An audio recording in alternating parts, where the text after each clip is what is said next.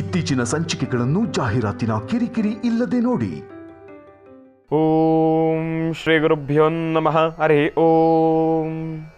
ಗುರುಬ್ರಹ್ಮ ಗುರುವಿಷ್ಣು ಗುರುದೇವೋ ಮಹೇಶ್ವರ ಗುರು ಸಾಕ್ಷಾತ್ ಪರಬ್ರಹ್ಮ ತಸ್ಮೈ ಶ್ರೀ ಗುರುವೇ ನಮಃ.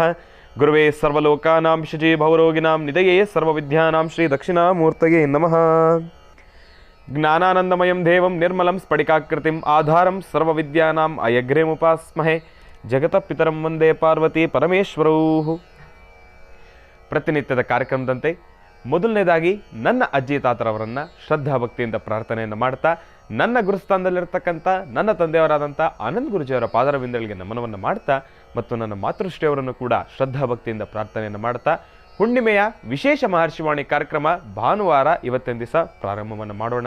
ಯಾಕೆ ಅಂದರೆ ಪ್ರಾರಂಭದ ಹಂತದಲ್ಲೇ ಏನಿವತ್ತು ಶ್ರೀನಿವಾಸ್ ಗುರೂಜಿಯವರು ಇಷ್ಟೊಂದು ಎನರ್ಜೆಟಿಕ್ ಆಗಿದ್ದಾರಲ್ಲ, ಇಷ್ಟೊಂದು ಚೆನ್ನಾಗಿ ಹೇಳ್ತಾ ಇದ್ದಾರಲ್ಲ ಅಂತ ಹೇಳ್ತಿ ತಾವೆಲ್ಲರೂ ಕೂಡ ಆಶ್ಚರ್ಯ ಪಡ್ತಾ ಇದ್ದೀರಿ.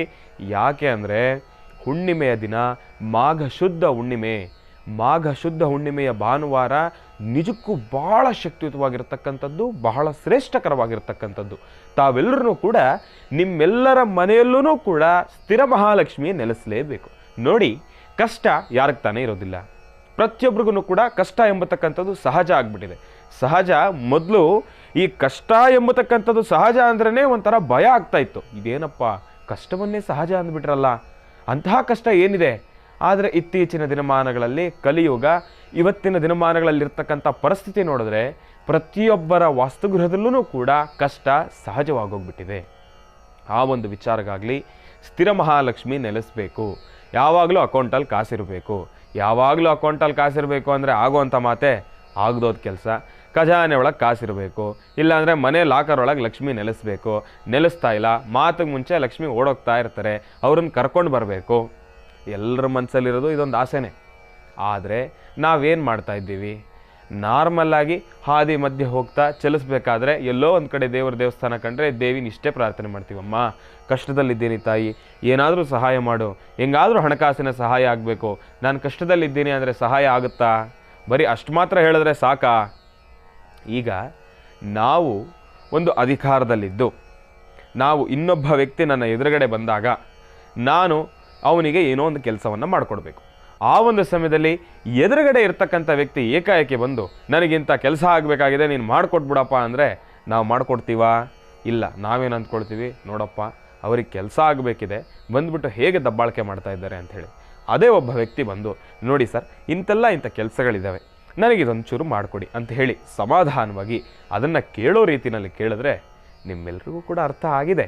ಕೇಳೋ ರೀತಿಯಲ್ಲಿ ಕೇಳಿದ್ರೆ ಎಲ್ಲ ಕೆಲಸಗಳು ಕೂಡ ಕಾರ್ಯಸಿದ್ಧಿ ಆಗುತ್ತೆ. ಅದೇ ರೀತಿ ದೇವರ ಹತ್ರನೂ ಕೂಡ ನಾವು ಏಕಾಏಕಿ ಹೋಗಿ, ನೋಡಪ್ಪ ಭಗವಂತ ನನಗೆ ಕಾಸು ಬೇಕಿದೆ, ನನಗೆ ಕಾಸಿಲ್ಲ, ನನಗೆ ಅರ್ಜೆಂಟಾಗಿ ಕಾಸು ಬೇಕು ಅಂದರೆ ಭಗವಂತ ಏನಾದರೂ ಸ್ವಿಸ್ ಬ್ಯಾಂಕಾ? ಹಣವನ್ನು ನೀವು ಕೇಳಿದ ತಕ್ಷಣ ಚೆಕ್ ಅಂತ ಒಂದು ಕಳಿಸ್ಕೊಟ್ಬಿಡೋಕ್ಕೆ ಹಣ ಏನಾದರೂ ಅಷ್ಟೊಂದಿದೆಯಾ ಭಗವಂತನ ಹತ್ರ? ಭಗವಂತನ ಹತ್ರ ಇದೆ. ಹಾಗಂತ ನಾವು ಕೇಳಿದ ತಕ್ಷಣ ಎಲ್ಲ ಕಳಿಸ್ತಕ್ಕಂಥದ್ದಲ್ಲ. ಅದಕ್ಕೆ ಆದಂಥ ಒಂದಷ್ಟು ಪ್ರಕ್ರಿಯೆಗಳಿದೆ. ನಮ್ಮಲ್ಲಿರ್ತಕ್ಕಂಥ ಭಕ್ತಿ ಶ್ರದ್ಧೆ ಬಹಳ ಮುಖ್ಯ. ನಾವು ಮಾಡ್ತಕ್ಕಂಥ ಸಂಕಲ್ಪಗಳು ಬಹಳ ಮುಖ್ಯ. ತಾಯಿಯನ್ನು ಶ್ರದ್ಧಾಭಕ್ತಿಯಿಂದ, ನಿಶ್ಚಯ ಮನಸ್ಸಿನಿಂದ, ಏನೊಂದು ಸಂಶಯ ಇಲ್ದಿರ, ಏನೊಂದು ಕಲಹ ಇಲ್ದಿರ, ಏನೊಂದು ಕಲ್ಮಶಗಳಿಲ್ದಿರ, ಬೇರೆ ರೀತಿ ಆಲೋಚನೆಗಳಿಲ್ದಿರ ಆರಾಮಾಗಿ ಕೂತು ಒಂದು ಸಂಕಲ್ಪವನ್ನು ಮಾಡಿದ್ದೇ ಆದರೆ ತಾಯಿ ಸಂಪೂರ್ಣವಾಗಿ ನಮಗೆ ಒಲಿತಕ್ಕಂಥದ್ದು ಇರುತ್ತೆ. ಒಲಿತಾಳೆ ತಾಯಿ. ಅದೇ ರೀತಿ ಈ ಬಾರಿ ಭಾನುವಾರ ನಿಮ್ಮೆಲ್ರಿಗೂ ಕೂಡ ಒಳ್ಳೆಯದಾಗಬೇಕು ಅಂತಲೇ ಸ್ಥಿರ ಮಹಾಲಕ್ಷ್ಮಿಯ ಅನುಷ್ಠಾನ ಬಹಳ ವಿಭಿನ್ನ ರೀತಿಯಲ್ಲಿರ್ತಕ್ಕಂಥದ್ದು, ಬಹಳ ಅದ್ಭುತಕರವಾಗಿರ್ತಕ್ಕಂಥ ಒಂದು ಅನುಷ್ಠಾನವನ್ನು. ಇದು ತಂತ್ರ ಅಲ್ಲ, ಇದು ಮಂತ್ರ. ಕಳೆದ ಭಾನುವಾರದ ಕಾರ್ಯಕ್ರಮದಲ್ಲಿ ಹೇಳ್ತಾ ಇದ್ದೆ, ಇದು ಮಂತ್ರ ಅಲ್ಲ ತಂತ್ರ ಅಂತ. ಆದರೆ ಇದು ತಂತ್ರ ಅಲ್ಲ, ಮಂತ್ರ. ಈ ಒಂದು ಅನುಷ್ಠಾನವನ್ನು ತಾವು ತಪ್ಪದೇರ ಮಾಡಿದ್ದೇ ಆದರೆ ಪ್ರತಿಯೊಬ್ಬರ ವಾಸ್ತುಗೃಹದಲ್ಲೂ ಕೂಡ ಸ್ಥಿರ ಮಹಾಲಕ್ಷ್ಮಿ ನೆಲೆಸ್ತಕ್ಕಂಥದ್ದಿರುತ್ತೆ. ಅದರಲ್ಲೂ ಹುಣ್ಣಿಮೆ, ಎಂತಹ ಪರ್ವಕಾಲ ಇದು. ಹುಣ್ಣಿಮೆ, ಮಾಘ ಶುದ್ಧ ಹುಣ್ಣಿಮೆ. ಇವತ್ತಿನ ದಿವಸ ಮಾಘ ಮಾಸದಲ್ಲಿ ಬರ್ತಕ್ಕಂಥ ಹುಣ್ಣಿಮೆಯ ದಿನ ನಿಜಕ್ಕೂ ಬಹಳ ಪರಮ ಶ್ರೇಷ್ಠ ಅಂತಲೇ ಹೇಳ್ಬೋದು. ಯಾಕೆ ಅಂದರೆ ಈ ಒಂದು ದಿನಕ್ಕೋಸ್ಕರ ಸಾಕಷ್ಟು ಜನ ಕಾಯ್ತಾರೆ. ಸಾಕಷ್ಟು ಜನ ಸಿದ್ಧಿ ಪುರುಷರು ಇವತ್ತಿನ ದಿವಸ ಸಾಕಷ್ಟು ಸಿದ್ಧಿಗಳನ್ನು ಮಾಡ್ಕೊಳ್ತಾರೆ. ಇವತ್ತಿನ ದಿವಸ ಸಾಕಷ್ಟು ಶುಭ ಕಾರ್ಯಗಳು ನಡೀತಕ್ಕಂಥದ್ದಿರುತ್ತೆ. ಸಾಕಷ್ಟು ಅಂದುಕೊಂಡಿರ್ತಕ್ಕಂಥ ಕೆಲಸಗಳು ಕಾರ್ಯಸಿದ್ಧಿ ಆಗುತ್ತೆ. ಈ ಎಲ್ಲ ವಿಚಾರಗಳೂ ಕೂಡ ಮಾಘ ಶುದ್ಧ ಹುಣ್ಣಿಮೆ ಮಾತ್ರ ಬಹಳ ಅದ್ಭುತಕರವಾಗಿರ್ತಕ್ಕಂಥದ್ದು. ಅದೇ ರೀತಿ ಪ್ರತಿ ಬಾರಿ ನಮ್ಮ ಮಹರ್ಷಿ ಮಂದಿರ, ನಿಮ್ಮೆಲ್ಲರ ಅಚ್ಚುಮೆಚ್ಚಿನ ಆಶ್ರಮದಲ್ಲೂ ಕೂಡ ಈ ಅಮಾವಾಸ್ಯೆ, ಹುಣ್ಣಿಮೆ, ಪೌರ್ಣಮಿ ಇಂತಹ ಸಮಯದಲ್ಲಿ, ಇಂತಹ ಪರ್ವಕಾಲಗಳಲ್ಲಿ ಆಶ್ರಮದಲ್ಲೂ ಕೂಡ ಬಹಳ ವಿಜೃಂಭಣೆಯಿಂದ ಅನುಷ್ಠಾನಗಳು ನಡೀತವೆ. ಅದೇ ರೀತಿ ಈ ಭಾನುವಾರ ನಿಮ್ಮೆಲ್ಲರೂ ಕೂಡ ನಿಮ್ಮ ವಾಸ್ತುಗೃಹದಲ್ಲೇ ಕೂತು ಪ್ರತಿಯೊಬ್ಬರೂ ಕೂಡ ಆಚರಿಸಲೇಬೇಕಾಗಿರತಕ್ಕಂಥ ಅನುಷ್ಠಾನವನ್ನು ಮಹರ್ಷಿವಾಣಿ ಕಾರ್ಯಕ್ರಮದಲ್ಲಿ ಕೂತು ನಾನು ನಿಮ್ಮಿಂದ ತಿಳಿಸ್ಕೊಡ್ತಾ ಇದ್ದೇನೆ. ನಿಜಕ್ಕೂ ಈ ಭಾನುವಾರ ತಿಳಿಸ್ತಾ ಇದ್ದೇನೆ ನೋಡಿ, ತಾಯಿ ಮಹಾಲಕ್ಷ್ಮಿ ಮನೆಗೆ ಬರ್ತಾಳೆ ಅಂದರೆ ಯಾರು ತಾನೇ ಸುಮ್ಮನೆ ಇರ್ತೀರಿ? ಪ್ರತಿಯೊಬ್ಬರೂ ಕೂಡ ಆಧಾರದಿಂದ ಸ್ವಾಗತವನ್ನು ಮಾಡ್ಕೊಳ್ತೀರಿ, ತಾಯಿಯನ್ನು ಕೂಡಿಸ್ಕೊಳ್ತೀರಿ. ಅದೇ ಬೇರೆ ಯಾವುದಾದ್ರೂ ಬರಲಿ, ಒಂದು ಸೆಕೆಂಡ್ ಯೋಚನೆ ಮಾಡ್ತೀರಿ. ಬೇರೆ ಅಂದರೆ ಅದನ್ನು ಬಾಯ್ಬಿಟ್ಟು ಹೇಳಲ್ಲ, ಈಗಾಗಲೇ ತಾವು ಅರ್ಥ ಮಾಡ್ಕೊಂಡಿರ್ಬೋದು, ತಾವು ಅರ್ಥ ಮಾಡ್ಕೊಂಡು ಇರ್ತೀರಿ, ಎಲ್ಲವನ್ನೂ ಕೂಡ ಬಾಯ್ಬಿಟ್ಟು ಹೇಳೋದಕ್ಕಾಗೋದಿಲ್ಲ. ಮಹಾಲಕ್ಷ್ಮಿ ತಾಯಿ ಬರ್ತಾಳೆ ಅಂದರೆ ಎಂತಹ ಕಟುಕನಾದ್ರೂ ಕೂಡ ಒಂದು ಸೆಕೆಂಡು ಸೈಲೆಂಟಾಗಿ ಕೂತ್ಕೊಂಡ್ಬಿಡ್ತಾರೆ. ಯಾಕೆಂದರೆ ಇದಿದ್ರೇ ತಾನೇಪ್ಪ ನಮಗೆಲ್ಲವೂ ಕೂಡ ಇವತ್ತಿನ ದಿವಸ ಇದಿಲ್ಲ ಅಂದರೆ ನಮ್ಮ ಆರೋಗ್ಯದ ಪರಿಸ್ಥಿತಿಗೂ ಕೂಡ ನಾವು ಅಂದುಕೊಂಡಂಗೆ ನಮ್ಮ ಹದ್ದುಬಸ್ತಲ್ಲಿರೋದೇ ಇಲ್ಲ. ಇದಿಲ್ಲ ಅಂದರೆ ಆರೋಗ್ಯದ ಪರಿಸ್ಥಿತಿ ಏನಕ್ಕೆ ಹದ್ದುಬಸ್ತಲ್ಲಿರಲ್ಲ ಗುರುಗಳೇ, ನಮಗಿದನ್ನು ಸ್ವಲ್ಪ ಸ್ಪಷ್ಟೀಕರಿಸಿ ಹೇಳಿ ಅನ್ನೋದಾದರೆ, ಇದಿಲ್ಲ ಅಂದರೆ ಆಟೋಮೆಟಿಕ್ಕಾಗಿ ಯೋಚನೆ ಶುರು ಆಗುತ್ತೆ, ಟೆನ್ಷನ್ ಶುರು ಆಗುತ್ತೆ, ಆಲೋಚನೆಗಳು ಶುರು ಆಗುತ್ತೆ. ಟೆನ್ಷನ್ ಆದರೆ ಇಮಿಡಿಯೇಟಾಗಿ ಶುಗರ್ ಪೇಷಂಟ್ಗಳಿಗೆ ಶುಗರ್ ಜಾಸ್ತಿ ಆಗುತ್ತೆ, ಇಲ್ಲದೇ ಇರೋರಿಗೆ ಶುಗರ್ ಡೌನ್ ಆಗುತ್ತೆ. ಇದೆಲ್ಲವೂ ಕೂಡ ಅಚಾತುರ್ಯಗಳಾಗುತ್ತೆ. ಶುಗರ್ ಪೇಷಂಟ್ ಜಾಸ್ತಿ ಇರೋರು ತಲೆ ಸುತ್ತ ಬೀಳ್ತಾರೆ, ಇಲ್ಲದೇ ಇರೋರು ತಲೆ ಸುತ್ತ ಬೀಳ್ತಾರೆ. ಕಡಿಮೆ ಆಗಿದ ತಕ್ಷಣ ಆರೋಗ್ಯದ ಸಮಸ್ಯೆಗಳು ಅಲ್ಲಿಂದ ಒಂದು ರೀತಿ ಸೃಷ್ಟಿಯಾಗುತ್ತೆ. ಅದಾದಮೇಲೆ ಒಂದು ಇನ್ನು ಹಾಸ್ಪಿಟ್ಲಿಗೆ ಹೋದ್ಮೇಲೆ ಇನ್ನು ಗೊತ್ತಲ್ಲ, ಒಂದು ಸತಿ ತಾವು ಒಳಗಡೆ ಹೋದ್ಮೇಲೆ ಅಲ್ಲಿ ಏನೇನು ಪ್ರಕ್ರಿಯೆಗಳು, ಏನೇನು ಕಾರ್ಯಕ್ರಮಗಳೆಲ್ಲ ನಡಿಬೇಕೋ ಎಲ್ಲವನ್ನೂ ಕೂಡ ನಡೆಸಿರ್ತಕ್ಕಂಥದ್ದು ಆಗುತ್ತೆ. ಎಲ್ಲವೂ ನಡೆದಾದ ನಂತರ ಇಷ್ಟುದ್ದಕ್ಕೂ ಒಂದು ಬಿಲ್ಲನ್ನು ಕೂಡ ಕೊಡ್ತಾರೆ, ಎಲ್ಲವೂ ಕೂಡ ಆಗುತ್ತೆ. ಅದಕ್ಕೋಸ್ಕರ ಇದಿದ್ದರೆ, ಇದ್ರ ಒಳಗಡೆ ಜೋಪಾನವಾಗಿ ಚೆನ್ನಾಗಿದ್ದರೆ, ಖಜಾನೆ ಒಳಗಡೆ ಕಣ್ತುಂಬ ಕಾಣಿಸ್ಕೊಳ್ಳೋ ಥರ ಇದ್ದರೆ ನಮ್ಮೆಲ್ಲರ ಕೂಡ ನೆಮ್ಮದಿಯಾಗಿರ್ತೀವಿ ಅಂತ ನಾವು ಅಂದ್ಕೊಳ್ತೀವಿ ಅಷ್ಟೇ. ಇದೆಲ್ಲ ಜಾಸ್ತಿ ಇರೋದು ಕಷ್ಟನೇ. ಇದೆಲ್ಲ ಜಾಸ್ತಿ ಇದ್ದರೆ ಮತ್ತೊಂದು ರೀತಿ ಟೆನ್ಷನ್ ಆಗುತ್ತೆ. ಇಷ್ಟೊಂದು ಇದೆಯಲ್ಲಪ್ಪ, ಇದನ್ನು ಹೆಂಗಪ್ಪ ಕಾಪಾಡ್ಕೊಳ್ಳೋದು? ಯಾವನಾದರೂ ಬಂದು ಹೊಡ್ಕೊಂಡು ಹೋಗ್ಬಿಟ್ರೆ ಏನಪ್ಪ ಮಾಡೋದು? ಇಲ್ಲಾಂದರೆ ಇನ್ಕಮ್ ಟ್ಯಾಕ್ಸ್ ಅವ್ರು ಬಂದುಬಿಟ್ರೆ ಏನಪ್ಪ ಮಾಡೋದು? ಇದೆಲ್ಲ ಆಲೋಚನೆಗಳು ಕೂಡ ನೋಡಿ, ತಾಯಿ ಸ್ಥಿರವಾಗಿ ನಾವು ಅಂದುಕೊಂಡಿರ್ತಕ್ಕಂಥ ರೀತಿಗಿನ್ನ ಹೆಚ್ಚಾಗಿ ನಮ್ಮ ಹತ್ರ ಇದು ಬಿಟ್ರೇನೂ ನಮಗೆ ಕಷ್ಟನೇ, ಇಲ್ಲಿಲ್ಲ ಅಂದ್ರೂ ಕಷ್ಟನೇ. ಮಧ್ಯದಲ್ಲಿರೋದಕ್ಕಂತೂ ತಾಯಿ ಬಿಡೋದಿಲ್ಲ. ಒಂದು ಪೂರ್ತಿ ಡೌನ್ ಆಗಬೇಕು, ಇಲ್ಲ ಪೂರ್ತಿ ರೈಸ್ ಆಗಬೇಕು, ಆ ಥರನೇ ತಾಯಿ ಇರತಕ್ಕಂಥದ್ದು. ಆ ಒಂದು ವಿಚಾರಗಾಗಲಿ ಇರೋದರಲ್ಲಿ ಸ್ಥಿರವಾಗಿ ಮಹಾಲಕ್ಷ್ಮಿ ನಿಮ್ಮ ವಾಸ್ತುಗೃಹದಲ್ಲಿ ನೆಲೆಸಬೇಕು. ಇರ್ತಕ್ಕಂಥ ಆರ್ಥಿಕ ಸಂಕಷ್ಟಗಳು ತಾವಂಡುಕೊಂಡಂಥ ಮಟ್ಟಕ್ಕಲ್ಲಿದ್ರೂ ಕೂಡ ಒಂದು ಮಟ್ಟಕ್ಕಾದರೂ ಆರ್ಥಿಕ ಸಂಕಷ್ಟಗಳು ದೂರ ಆಗಬೇಕು, ತಾಯಿಯ ಅನುಗ್ರಹ ನಮಗೆ ಸಿಗಬೇಕು ಅಂತಂತಾನೆ ಬಹಳ ವಿಶೇಷವಾಗಿರ್ತಕ್ಕಂಥ ಸ್ಥಿರ ಮಹಾಲಕ್ಷ್ಮಿಯ ಅನುಷ್ಠಾನವನ್ನು ಈ ಬಾರಿ ಭಾನುವಾರ ಮಾಘ ಶುದ್ಧ ಹುಣ್ಣಿಮೆಯ ಭಾನುವಾರದಂದು ನಿಮ್ಮೆಲ್ಲರಿಗೂ ಕೂಡ ತಿಳಿಸ್ಕೊಡ್ತಾ ಇದ್ದೇನೆ. ಹುಣ್ಣಿಮೆ ಬಹಳ ದೊಡ್ಡ ದಿವಸ, ಪರ್ವಕಾಲ ಅಂತ ನಾನು ಈಗಾಗಲೇ ಹೇಳಿದ್ದೇನೆ. ಅದರಲ್ಲೂ ಭಾನುವಾರ ನನಗಂತೂ ಬಹಳ ಪ್ರೀತಿ. ಯಾಕೆ ಅಂದರೆ ಕಳೆದ ಬಾರಿ ಒಂದು ಮಹರ್ಷಿವಾಣಿ ಕಾರ್ಯಕ್ರಮದಲ್ಲಿ ಹಾಗೆ ಮಾತಾಡಬೇಕಾದ್ರೆ ಒಂದು ಮಗು ಒಂದು ಪತ್ರವನ್ನು ಬರೆದಿತ್ತು, ಭಾನುವಾರ ಬಂದ್ರೇ ನನಗೆ ಕಷ್ಟ ಗುರುಗಳೇ, ಮನೆಯಲ್ಲಿ ಮದುವೆ ವಿಚಾರ ತೆಗಿತಾರೆ ಅಂತ. ಆದರೆ ನನಗಂತೂ ಭಾನುವಾರ ತುಂಬ ಇಷ್ಟನಪ್ಪ. 1 ಅವರ್ ನಿಮ್ಮ ಜೊತೆ ಎಲ್ಲ ಮಾತಾಡಿಬಿಟ್ರೆ, ಬೆಳಗ್ಗೆ ನಿಮ್ಮ ಜೊತೆ ಎಲ್ಲರೂ ಕೂಡ ನೇರ ಸಂದರ್ಶನ ಮಾಡಿಬಿಟ್ರೆ, ಅದಾದಮೇಲೆ ಆಶ್ರಮಕ್ಕೆ ಹೋಗೋದ್ರಲ್ಲಿ ಆಗ ಸಿಗ್ತಕ್ಕಂಥ ನೆಮ್ಮದಿನೇ ಬೇರೆ. ಅದಾದಮೇಲೆ ನೆಮ್ಮದಿ ಯಾವ ರೀತಿ, ಮಾರ್ಗ ಮಧ್ಯದಲ್ಲಿ ಹೋಗ್ತಾ ಭಾನುವಾರದ ಕಾರ್ಯಕ್ರಮ ಇವತ್ತು ತುಂಬ ಚೆನ್ನಾಗಿ ನಡೆಸ್ಕೊಟ್ರಿ ಗುರುಗಳೇ ಅನ್ನೋ ಮಾತಾಡ್ತಾರಲ್ಲ, ಆಗ ನನಗೆ ನೆಮ್ಮದಿ, ನಿಜಕ್ಕೂ ಆಗ ನನಗೆ ತೃಪ್ತಿ ಆಗುತ್ತೆ. ಇನ್ನು ಈ ಮಹರ್ಷಿವಾಣಿ ಕಾರ್ಯಕ್ರಮದಲ್ಲಂತೂ ಇತ್ತೀಚಿನ ದಿನಗಳಲ್ಲಿ ಒಂದು ಬದಲಾವಣೆಗಳಾಗಿದೆ. ಏನಪ್ಪ, ಈಗ ಮನೋಗತ ಪ್ರಶ್ನಾತಂತ್ರ ಲಾಸ್ಟಲ್ಲಿಲ್ಲ, ಮೊದಲನೇದಾಗೇ ಪ್ರಾರಂಭದ ಹಂತದಲ್ಲೇ ನಾನು ನಮ್ಮ ತಂದೆಯವರು ಇಬ್ಬರೂ ಕೂಡ ಇರ್ತೀವಿ. ಮನೋಗತ ಪ್ರಶ್ನಾತಂತ್ರಕ್ಕೆ ಅದೇ ರೀತಿ ತಾವೂ ಕೂಡ ಕರೆಯನ್ನೂ ಕೂಡ ಮಾಡ್ಬೋದು, ಪತ್ರವನ್ನೂ ಕೂಡ ಬರಿಬೋದು. ಕರೆಯನ್ನು ಮಾಡಿ ನೇರವಾಗಿ ನನ್ನ ಜೊತೆ ನೀವು ಮಾತಾಡ್ಬೋದು, ನಿಮ್ಮ ಮನಸ್ಸಿನಲ್ಲಿರ್ತಕ್ಕಂಥ ಮನೋಕಾಮನೆಗಳನ್ನು ಸಿದ್ಧಿಪಡಿಸ್ಕೊಳ್ಬೋದು. ಮಾತಾಡಲಿಕ್ಕೆ, ತಿಳಿಸ್ಲಿಕ್ಕೆ ಇನ್ನೂ ಸಾಕಷ್ಟು ಸಮಯ ಇದೆ, ತಿಳಿಸ್ಕೊಡ್ತೀನಿ, ಕಾಯ್ತಾ ಇರಿ. ಒಳ್ಳೆಯದಾಗಲಿ, ಶುಭವಾಗಲಿ. ಹಿಂದಿನ ಭಾಗದಲ್ಲಿ ದಿನದ ವಿಶೇಷತೆ ಬಗ್ಗೆ ತಿಳಿಸ್ತಾ ಇದ್ದೆ. ಇನ್ನು ಈ ಭಾನುವಾರದ ಕಾರ್ಯಕ್ರಮದಲ್ಲಿ ತಿಳಿಸ್ತಾ ಇರ್ತಕ್ಕಂಥ ತಂತ್ರಸಾರಕ್ಕೆ ಹೆಚ್ಚಿನ ಪ್ರಾಮುಖ್ಯತೆಯೂ ಕೂಡ ಇದೆ. ಯಾಕೆ ಅಂದರೆ ಈ ಒಂದು ತಂತ್ರಸಾರ ಅಲ್ಲ, ನಾನೇ ತಪ್ಪುತ್ತಾ ಇದ್ದೀನಿ, ಮತ್ತೆ ಹೇಳ್ತಾ ಇದ್ದೇನೆ, ಈ ಒಂದು ಮಂತ್ರಸಾರದ ಅನುಷ್ಠಾನ ಬಹಳ ದೊಡ್ಡದಾಗಿರ್ತಕ್ಕಂಥದ್ದು. ಇನ್ನು ನಾನು ಈ ಬಾರಿ ಭಾನುವಾರದ ಕಾರ್ಯಕ್ರಮದಲ್ಲಿ ಮಾತು ಸ್ವಲ್ಪ ಕಡಿಮೆ ಮಾಡಿ ಕೆಲಸವನ್ನು ಜಾಸ್ತಿ ಮಾಡಬೇಕು ಅಂತಾನೆ ಈ ಬಾರಿಯ ಭಾನುವಾರದ ಕಾರ್ಯಕ್ರಮದಲ್ಲಿ ನಿಜಕ್ಕೂ ಬಹಳ ಅದ್ಭುತಕರವಾಗಿರ್ತಕ್ಕಂಥ ತಂತ್ರಸಾರ ಅನುಷ್ಠಾನವನ್ನು, ಮಂತ್ರಸಾರದ ಅನುಷ್ಠಾನವನ್ನು ನಿಮ್ಮೆಲ್ಲರಿಗೂ ಕೂಡ ತೆಗೆದುಕೊಂಡು ಬಂದಿದ್ದೇನೆ. ಇನ್ನು ಈಗ ಪ್ರಾರಂಭದ ಹಂತದಲ್ಲಿ ಮೊದಲನೇದಾಗಿ ರಂಗೋಲಿನ ಹಾಕಿ ಆ ಒಂದು ಯಂತ್ರವನ್ನು ಹೇಗೆ ಮಾಡ್ಕೊಳ್ಬೇಕು, ಸ್ಥಿರ ಮಹಾಲಕ್ಷ್ಮಿ ನಿಂತ್ಕೊಳ್ಬೇಕು ಅಂದರೆ ಆ ಒಂದು ಲಕ್ಷ್ಮಿಯ ಯಂತ್ರ ಯಾವ ರೀತಿ ತಾವು ಸಿದ್ಧಪಡಿಸ್ಕೊಳ್ಬೇಕು ಅನ್ನೋದನ್ನು ಮೊದಲನೇದಾಗಿ ತೋರಿಸ್ತೀನಿ. ಅದಾದ ಮೇಲೆ ಬೇಕಾಗಿರ್ತಕ್ಕಂಥ ಸಾಮಗ್ರಿಗಳ ಎಲ್ಲದರ ಪರಿಚಯವನ್ನು ಕೂಡ ನಿಮ್ಮೆಲ್ಲರಿಗೂ ಕೂಡ ನಾನು ಮಾಡಿಸ್ತೀನಿ. ಕಾಯ್ತಾ ಇರಿ. ಇನ್ನು ತಾವೆಲ್ಲರೂ ಕೂಡ ಈಗಾಗಲೇ ಸಿದ್ಧಪಡಿಸಿಟ್ಕೊಂಡಿದ್ದೀರಿ. ಕಾರ್ಯಕ್ರಮಕ್ಕೆ ಬೇಕಾಗಿರ್ತಕ್ಕಂಥ ಸಾಮಗ್ರಿಗಳನ್ನು ಈಗಾಗಲೇ ನಾನೊಮ್ಮೆ ತಿಳಿಸಿದ್ದೇನೆ ನಿಮಗೆ. ಅದರ ಪರಿಚಯವನ್ನು ಮಾಡಿಕೊಡ್ಬೇಕು.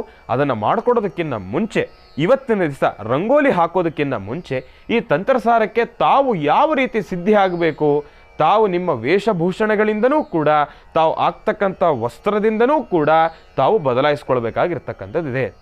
ಈಗ ತಾವು ನನ್ನನ್ನು ಯಾವ ರೀತಿ ನೋಡ್ತಾ ಇದ್ದೀರೋ ತಾವೆಲ್ಲರೂ ಕೂಡ ಗಂಡು ಮಕ್ಕಳು ಇದೇ ರೀತಿ ತಾವೆಲ್ಲರೂ ಕೂಡ ತಯಾರಿ ಆಗಬೇಕು, ಸಿದ್ಧಿ ಆಗಬೇಕಂದ್ರೆ ತಾವೆಲ್ಲರೂ ಕೂಡ ಸಿದ್ಧಗೊಳಿಸ್ಕೊಳ್ಬೇಕು. ಏನಪ್ಪ ಅಂದರೆ, ಮೊದಲನೇದಾಗಿ ನಿಮ್ಮ ದೇಹದ ಮೇಲೆ ಶ್ವೇತವರ್ಣದಲ್ಲಿರ್ತಕ್ಕಂಥ ವಸ್ತ್ರ ನಿಮ್ಮ ದೇಹದ ಮೇಲೆ ಸಂಪೂರ್ಣವಾಗಿರಬೇಕು.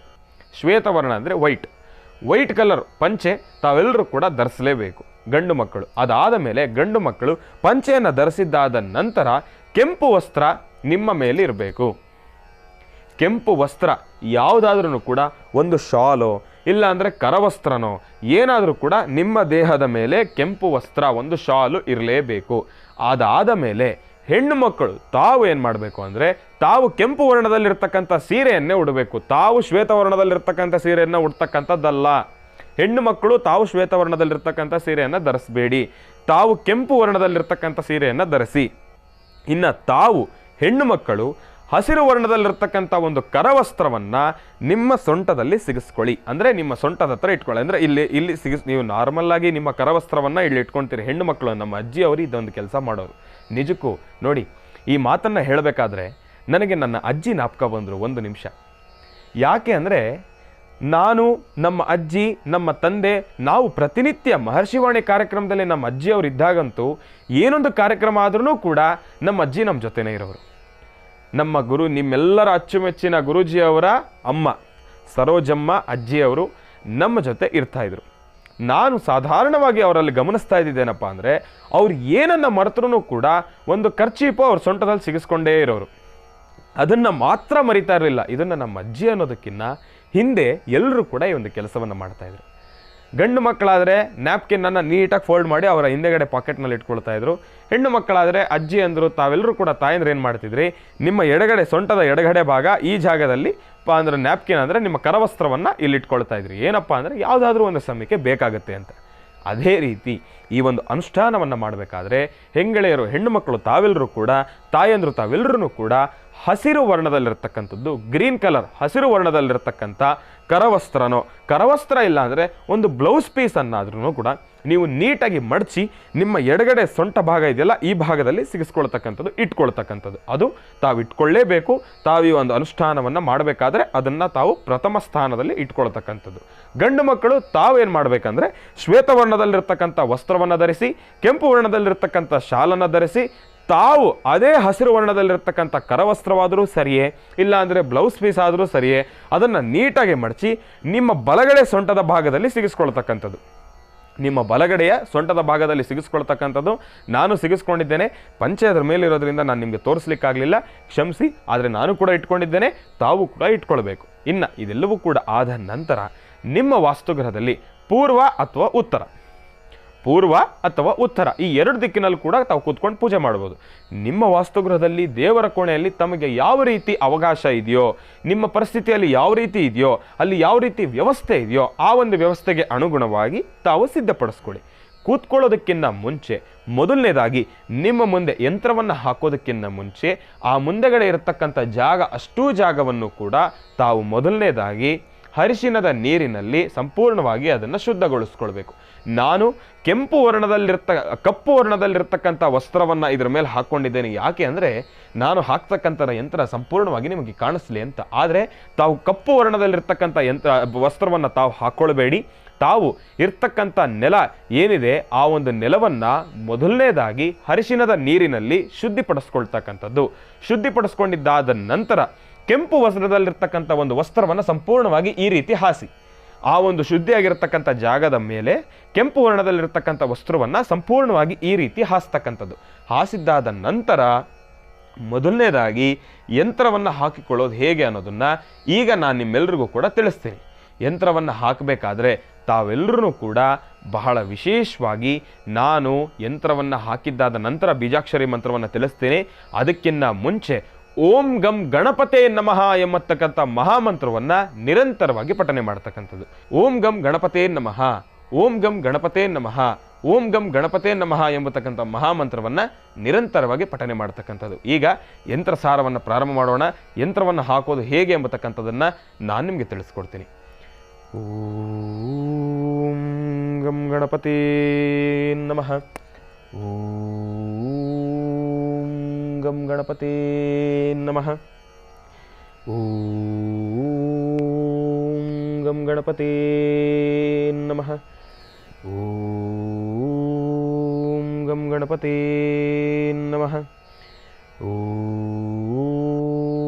ಗಂ ಗಣಪತೇ ನಮಃ, ಓಂ ಗಂ ಗಣಪತೇ ನಮಃ, ಓಂ ಗಂ ಗಣಪತೇ ನಮಃ. ಹಿಂದಿನ ಭಾಗದಲ್ಲಿ ಯಂತ್ರಸಾರವನ್ನು ನಿಮ್ಮೆಲ್ಲರಿಗೂ ಕೂಡ ತಿಳಿಸ್ತಾ ಇದ್ದೆ. ಯಂತ್ರಸಾರ ಇನ್ನೂ ಸಂಪೂರ್ಣ ಆಗಿಲ್ಲ, ಇನ್ನು ಸ್ವಲ್ಪ ಇದೆ. ಆ ಸ್ವಲ್ಪ ಇರತಕ್ಕಂಥ ಯಂತ್ರಸಾರ ಯಾವುದು, ಏನು, ಇನ್ನು ಮುಂದೆ ಯಾವ ಚಿತ್ರವನ್ನು ಬರಿಬೇಕು, ಯಾವ ಯಂತ್ರವನ್ನು ಇಲ್ಲಿ ಬರಿಬೇಕು ಅನ್ನೋದನ್ನು ನಾನು ನಿಮಗೆ ತಿಳಿಸ್ಕೊಡ್ತೀನಿ. ಶ್ರದ್ಧಾಭಕ್ತಿಯಿಂದ ತದೇಕ ಚಿತ್ತದಿಂದ ಇದೇ ರೀತಿ ತಾವೆಲ್ಲರೂ ಕೂಡ ಗಮನಿಸ್ಕೊಳ್ಳಿ. ಈಗಾಗಲೇ ಸಿದ್ಧಿಪಡಿಸಿಟ್ಕೊಂಡಿದ್ದವರು ನನ್ನ ಜೊತೆ ತಾವು ಕೂಡ ತಂತ್ರಸಾರವನ್ನು ಪ್ರಾರಂಭ ಮಾಡಿ. ಇನ್ನು ಬಹಳ ವಿಶೇಷವಾಗಿ ಇಲ್ಲಿ ಈಗಾಗಲೇ ಕೂಡ ತಾವೆಲ್ಲರೂ ಕೂಡ ಒಂದು ಚೌಕಾಕಾರದ ಯಂತ್ರವನ್ನು ತಾವೆಲ್ಲರೂ ಕೂಡ ಗಮನಿಸಿದ್ರಿ. ಇದಾದ ನಂತರ ಮಧ್ಯಭಾಗದಲ್ಲಿ ಈಗಲೇ ಹೇಳ್ತಾ ಇದ್ದೇನೆ, 5 ರೇಖೆ ಉಳ್ಳಂತಹ ಸ್ಟಾರು ನಕ್ಷತ್ರ, 5 ರೇಖೆ ಉಳ್ಳಂತಹ ನಕ್ಷತ್ರವನ್ನು ಬರೀತಕ್ಕಂಥದ್ದು. ಇದನ್ನು ಇನ್ನೂ ಸುಲಭವಾಗಿ ಹೇಳೋದಾದರೆ ಮಕ್ಕಳು, ಯಾಕೆ ಅಂದರೆ ನಾವು ಒಂದು ಕಾಲದಲ್ಲಿ, ನಾನು first standard, second standard, third standard, ಹತ್ತತ್ರ ಒಂದು 4ನೇ ಸ್ಟ್ಯಾಂಡರ್ಡ್ವರೆಗೂ ಕೂಡ ನಮಗಿದೊಂದು ಖುಷಿ. ಏನಪ್ಪ ಅಂದರೆ ನಾವೇನಾದರೂ ಕ್ಲಾಸಲ್ಲಿ ಚೆನ್ನಾಗಿ ಓದಿದಿರೋ, ಇಲ್ಲಾಂದರೆ ಎಕ್ಸಾಮಲ್ಲಿ ಚೆನ್ನಾಗಿ ಮಾರ್ಕ್ಸ್ ತೆಗೆದಿದ್ವೋ, ಇಲ್ಲಾಂದರೆ ಟೈಮಿಗೆ ಕರೆಕ್ಟಾಗಿ ಹೋಮ್ವರ್ಕ್ ಮಾಡಿದರೆ. ನನ್ನ ಪ್ರಕಾರ ನಾನು ಯಾವತ್ತೂ ಟೈಮಿಗೆ ಕರೆಕ್ಟಾಗಿ ಹೋಮ್ವರ್ಕ್ ಅಂತೂ ಮಾಡಿರಲಿಲ್ಲ. ಶಾಲೆಯಲ್ಲಿ ನಂದಿದೊಂದು ಮೈನಸ್ಸೇ. ಏನಪ್ಪ ಅಂದರೆ ನಮ್ಮ ಅಮ್ಮ ಅವ್ರು ಏನಾದರೂ ಅಪ್ಪಿತಪ್ಪಿ ಅವಾಗವಾಗ ಪೇರೆಂಟ್ಸ್ ಟೀಚರ್ಸ್ ಮೀಟಿಂಗಿಗೆ ಬಂದಾಗ ನಮ್ಮ ಶಿಕ್ಷಕರು ಒಂದೇ ಮಾತು, ನಿಮ್ಮ ಮಗ ಹೋಮ್ವರ್ಕ್ ಅಂತೂ ಟೈಮಿಗೆ ಕರೆಕ್ಟಾಗಿ ಮಾಡೋದಿಲ್ಲ ಅಂತ. ಇದೆಲ್ಲವೂ ಕೂಡ ಒಂದು ಸ್ವೀಟ್ ಮೆಮೊರೀಸ್. ಯಾಕೆ ಅಂದರೆ ಇದೆಲ್ಲವೂ ಕೂಡ ಬಾಲ್ಯದಲ್ಲಿ ಆಟ ಪಾಠಗಳು ಸಹಜವೇ. ಆದರೆ ಎಲ್ಲೋ ಒಂದು ಸಮಯದಲ್ಲಿ ಏನಾದರೂ ಹೋಮ್ವರ್ಕು, ಕ್ಲಾಸ್ ವರ್ಕು ಟೈಮಿಗೆ ಕರೆಕ್ಟಾಗಿ ಕಂಪ್ಲೀಟ್ ಮಾಡಿ ಆ ಒಂದು ಕರೆಕ್ಷನ್ನು ಶಿಕ್ಷಕರು ಕರೆಕ್ಷನ್ ಮಾಡೋ ಟೈಮಿಗೆ ತೊಗೊಂಡು ಬಂದರೆ ನಮಗೆ ಈ ಕೈ ಮೇಲೆ ಇಲ್ಲಾಂದರೆ ಇಲ್ಲಿ ಬುಕ್ಕಲ್ಲೆಲ್ಲ ಒಂದು ಸ್ಟಾರ್ ಹಾಕೋರು. ಆ ಒಂದು ಸ್ಟಾರು ನನಗೆ ಈಗ ಜ್ಞಾಪಕ ಬಂತು. ಅದೇ ರೀತಿ 5 ರೇಖೆ ಉಳ್ಳಂತಹ ಸ್ಟಾರು ಹೇಗೆ ಹಾಕೊಳ್ಳೋದು ಅನ್ನೋದು ಪ್ರತಿಯೊಬ್ಬರಿಗೂ ಕೂಡ ಗೊತ್ತಿರತಕ್ಕಂಥದ್ದೇ. ಆದರೆ ಅದನ್ನು ನಾನು ಮತ್ತೊಮ್ಮೆ ತೋರಿಸ್ತಾ ಇದ್ದೇನೆ, ತಾವೆಲ್ಲರೂ ಕೂಡ ಗಮನವಿಟ್ಟು ಅದನ್ನು ವೀಕ್ಷಿಸಿ. ಮತ್ತೊಮ್ಮೆ ಹೇಳ್ತಾ ಇದ್ದೇನೆ, ಬೀಜಾಕ್ಷರಿ ಮಂತ್ರವನ್ನು ಮಾತ್ರ ನಿಲ್ಲಿಸ್ತಕ್ಕಂಥದ್ದು ಬೇಡ, ನಿರಂತರವಾಗಿ ಪಠನೆಯನ್ನು ಮಾಡಿ. ಒಳ್ಳೆಯದಾಗಲಿ, ಶುಭವಾಗಲಿ. ಓಂ ಗಂ ಗಣಪತೇ ನಮಃ, ಓಂ ಗಂ ಗಣಪತೇ ನಮಃ, ಓಂ ಗಂ ಗಣಪತೇ ನಮಃ. ಈ ರೀತಿಯಾಗಿ ಒಂದು ಸ್ಟಾರನ್ನು ಇದರ ಮಧ್ಯದಲ್ಲಿ ಹಾಕ್ತಕ್ಕಂಥದ್ದು. 5 ರೇಖೆ ಉಳ್ಳಂತಹ ಸ್ಟಾರು ಈ ರೀತಿಯಾಗಿರ್ತಕ್ಕಂಥದ್ದು. ಇದಾದ ಮೇಲೆ ಇದರ ಸುತ್ತಲೂ ಕೂಡ ಚಿಕ್ಕದಾಗಿರ್ತಕ್ಕಂಥ ಒಂದು ವೃತ್ತಾಕಾರ ಈ ರೀತಿಯಾಗಿ ಒಂದು ವೃತ್ತಾಕಾರವನ್ನು ಹಾಕ್ತಕ್ಕಂಥದ್ದು. ಇದಾದ ನಂತರ ತಾವು ನಿಮ್ಮ ಎದುರುಗಡೆ ಇರ್ತಕ್ಕಂಥ ಯಂತ್ರಸಾರ ನಿಮ್ಮ ಎಡಗಡೆಯ ಮುಂಭಾಗ, ಅಂದರೆ ಈ ಭಾಗ, ನಿಮ್ಮ ಎಡಗೈಯ ಎಡಭಾಗದ ಮುಂಭಾಗ ಈ ಭಾಗದಲ್ಲಿ 6 ರೇಖೆ ಉಳ್ಳಂತಹ ನಕ್ಷತ್ರ. ಈಗ ನೋಡಿ, ಮಧ್ಯದಲ್ಲಿ 5 ರೇಖೆ ಉಳ್ಳಂತಹ ನಕ್ಷತ್ರವನ್ನು ಹಾಕ್ಕೊಂಡ್ರಿ. ಈಗ ನಿಮ್ಮ ಎಡಭಾಗದ ಮುಂಭಾಗದಲ್ಲಿ 6 ರೇಖೆ ಉಳ್ಳಂತಹ ನಕ್ಷತ್ರವನ್ನು ಹಾಕ್ಕೊಳ್ತಕ್ಕಂಥದ್ದು ಈ ರೀತಿಯಾಗಿ. ಓಂ ಗಂ ಗಣಪತೇ ನಮಃ, ಓಂ ಗಂ ಗಣಪತೇ ನಮಃ, ಓಂ ಗಂ ಗಣಪತೇ ನಮಃ. ಬಹಳ ಚುಟುಕಾಗಿ ಚಿಕ್ಕದ ಹಾಗೆ ಹಾಕ್ಕೊಳ್ಳಿ. ತೀರಾ ದೊಡ್ಡದಾಗೂ ಕೂಡ ಹಾಕ್ಕೊಳ್ತಕ್ಕಂಥದ್ದು ಬೇಡ, ಸಣ್ಣದಾಗಿ ಚಿಕ್ಕದಾಗಿ ಚುಟುಕಾಗಿರ್ತಕ್ಕಂಥದ್ದು ಬಹಳ ಉತ್ತಮ. 6 ರೇಖೆ ಉಳ್ಳಂತಹ ನಕ್ಷತ್ರವನ್ನು ಹಾಕಿಕೊಂಡಿದ್ದಾದ ನಂತರ ನಿಮ್ಮ ಎಡಭಾಗದ ತಂತ್ರಸಾರದ ಕೆಳಭಾಗ, ಅಂದರೆ ಈ ಭಾಗ ತಾವೆಲ್ಲರೂ ಕೂಡ ಗಮನಿಸ್ತಾ ಇದ್ದೀರಿ. ಮುಂಭಾಗ ಆಯಿತು, ಇನ್ನು ಕೆಳಭಾಗ ಈ ಭಾಗದಲ್ಲಿ ಒಂದು ವೃತ್ತಾಕಾರವನ್ನು ಹಾಕ್ಕೊಳ್ತಕ್ಕಂಥದ್ದು ಚಿಕ್ಕದಾಗಿ ಈ ರೀತಿಯಾಗಿ. ಓಂ ಗಂ ಗಣಪತಿ ನಮಃ. ಈ ರೀತಿಯಾಗಿ ಒಂದು ವೃತ್ತಾಕಾರವನ್ನು ಹಾಕ್ಕೊಳ್ಳತಕ್ಕಂಥದ್ದು. ಇನ್ನು ನಿಮ್ಮ ಬಲಭಾಗದ ಮುಂಭಾಗದಲ್ಲಿ 4 ರೇಖೆ ಉಳ್ಳಂತಹ ಒಂದು ಚೌಕಾಕಾರ ಬಾಕ್ಸು. ಈ ರೀತಿಯಾಗಿ ಓಂ ಗಂ ಗಣಪತಿ ನಮಃ, ಓಂ ಗಂ ಗಣಪತಿ ನಮಃ.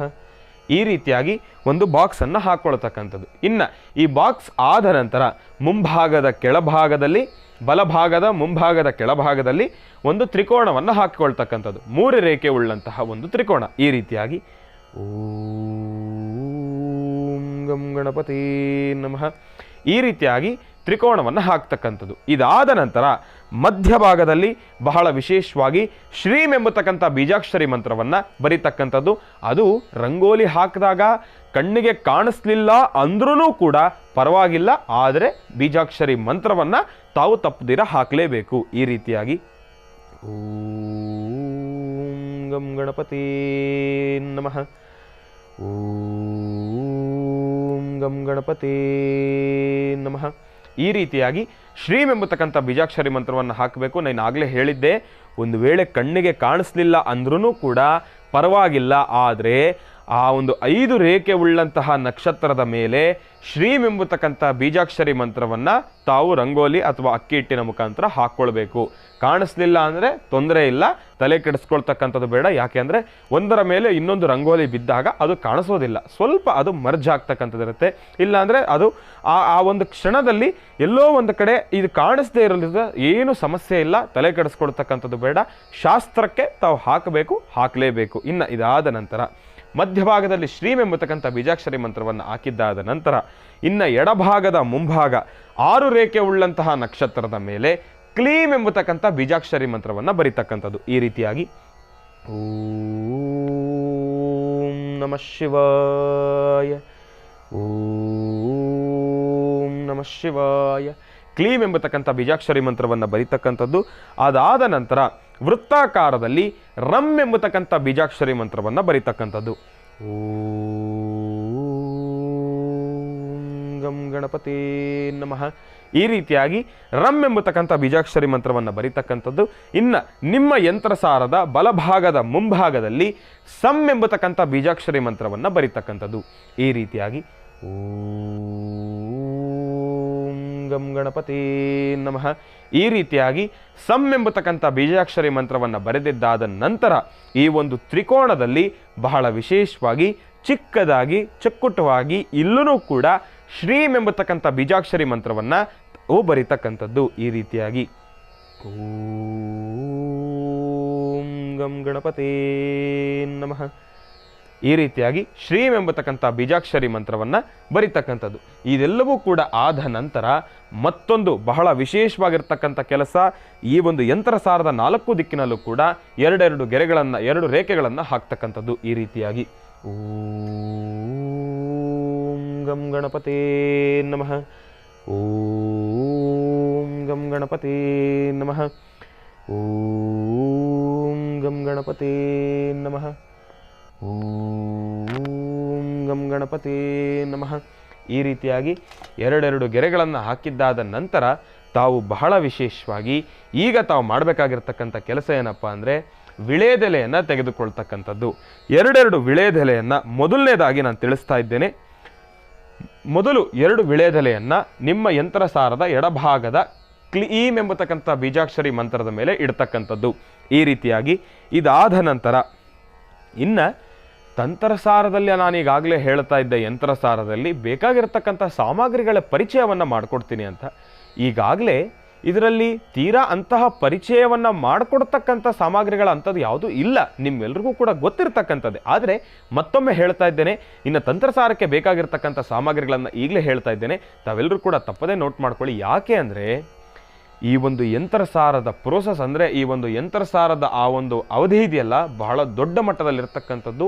ಬಹಳ ಅಂದರೆ ಜಾಸ್ತಿ ಹೊತ್ತು ಇದಕ್ಕೆ ಹೊತ್ತು ಕೊಟ್ಟು ಕೆಲಸವನ್ನು ಮಾಡಬೇಕು. ಯಾಕೆ ಅಂದರೆ ಅಷ್ಟು ಉದ್ದವಾಗಿರ್ತಕ್ಕಂಥದ್ದು ಈ ಒಂದು ಯಂತ್ರಸಾರ. ನಿಜಕ್ಕೂ ಬಹಳ ವಿಭಿನ್ನ ರೀತಿಯಲ್ಲಿರ್ತಕ್ಕಂಥದ್ದು.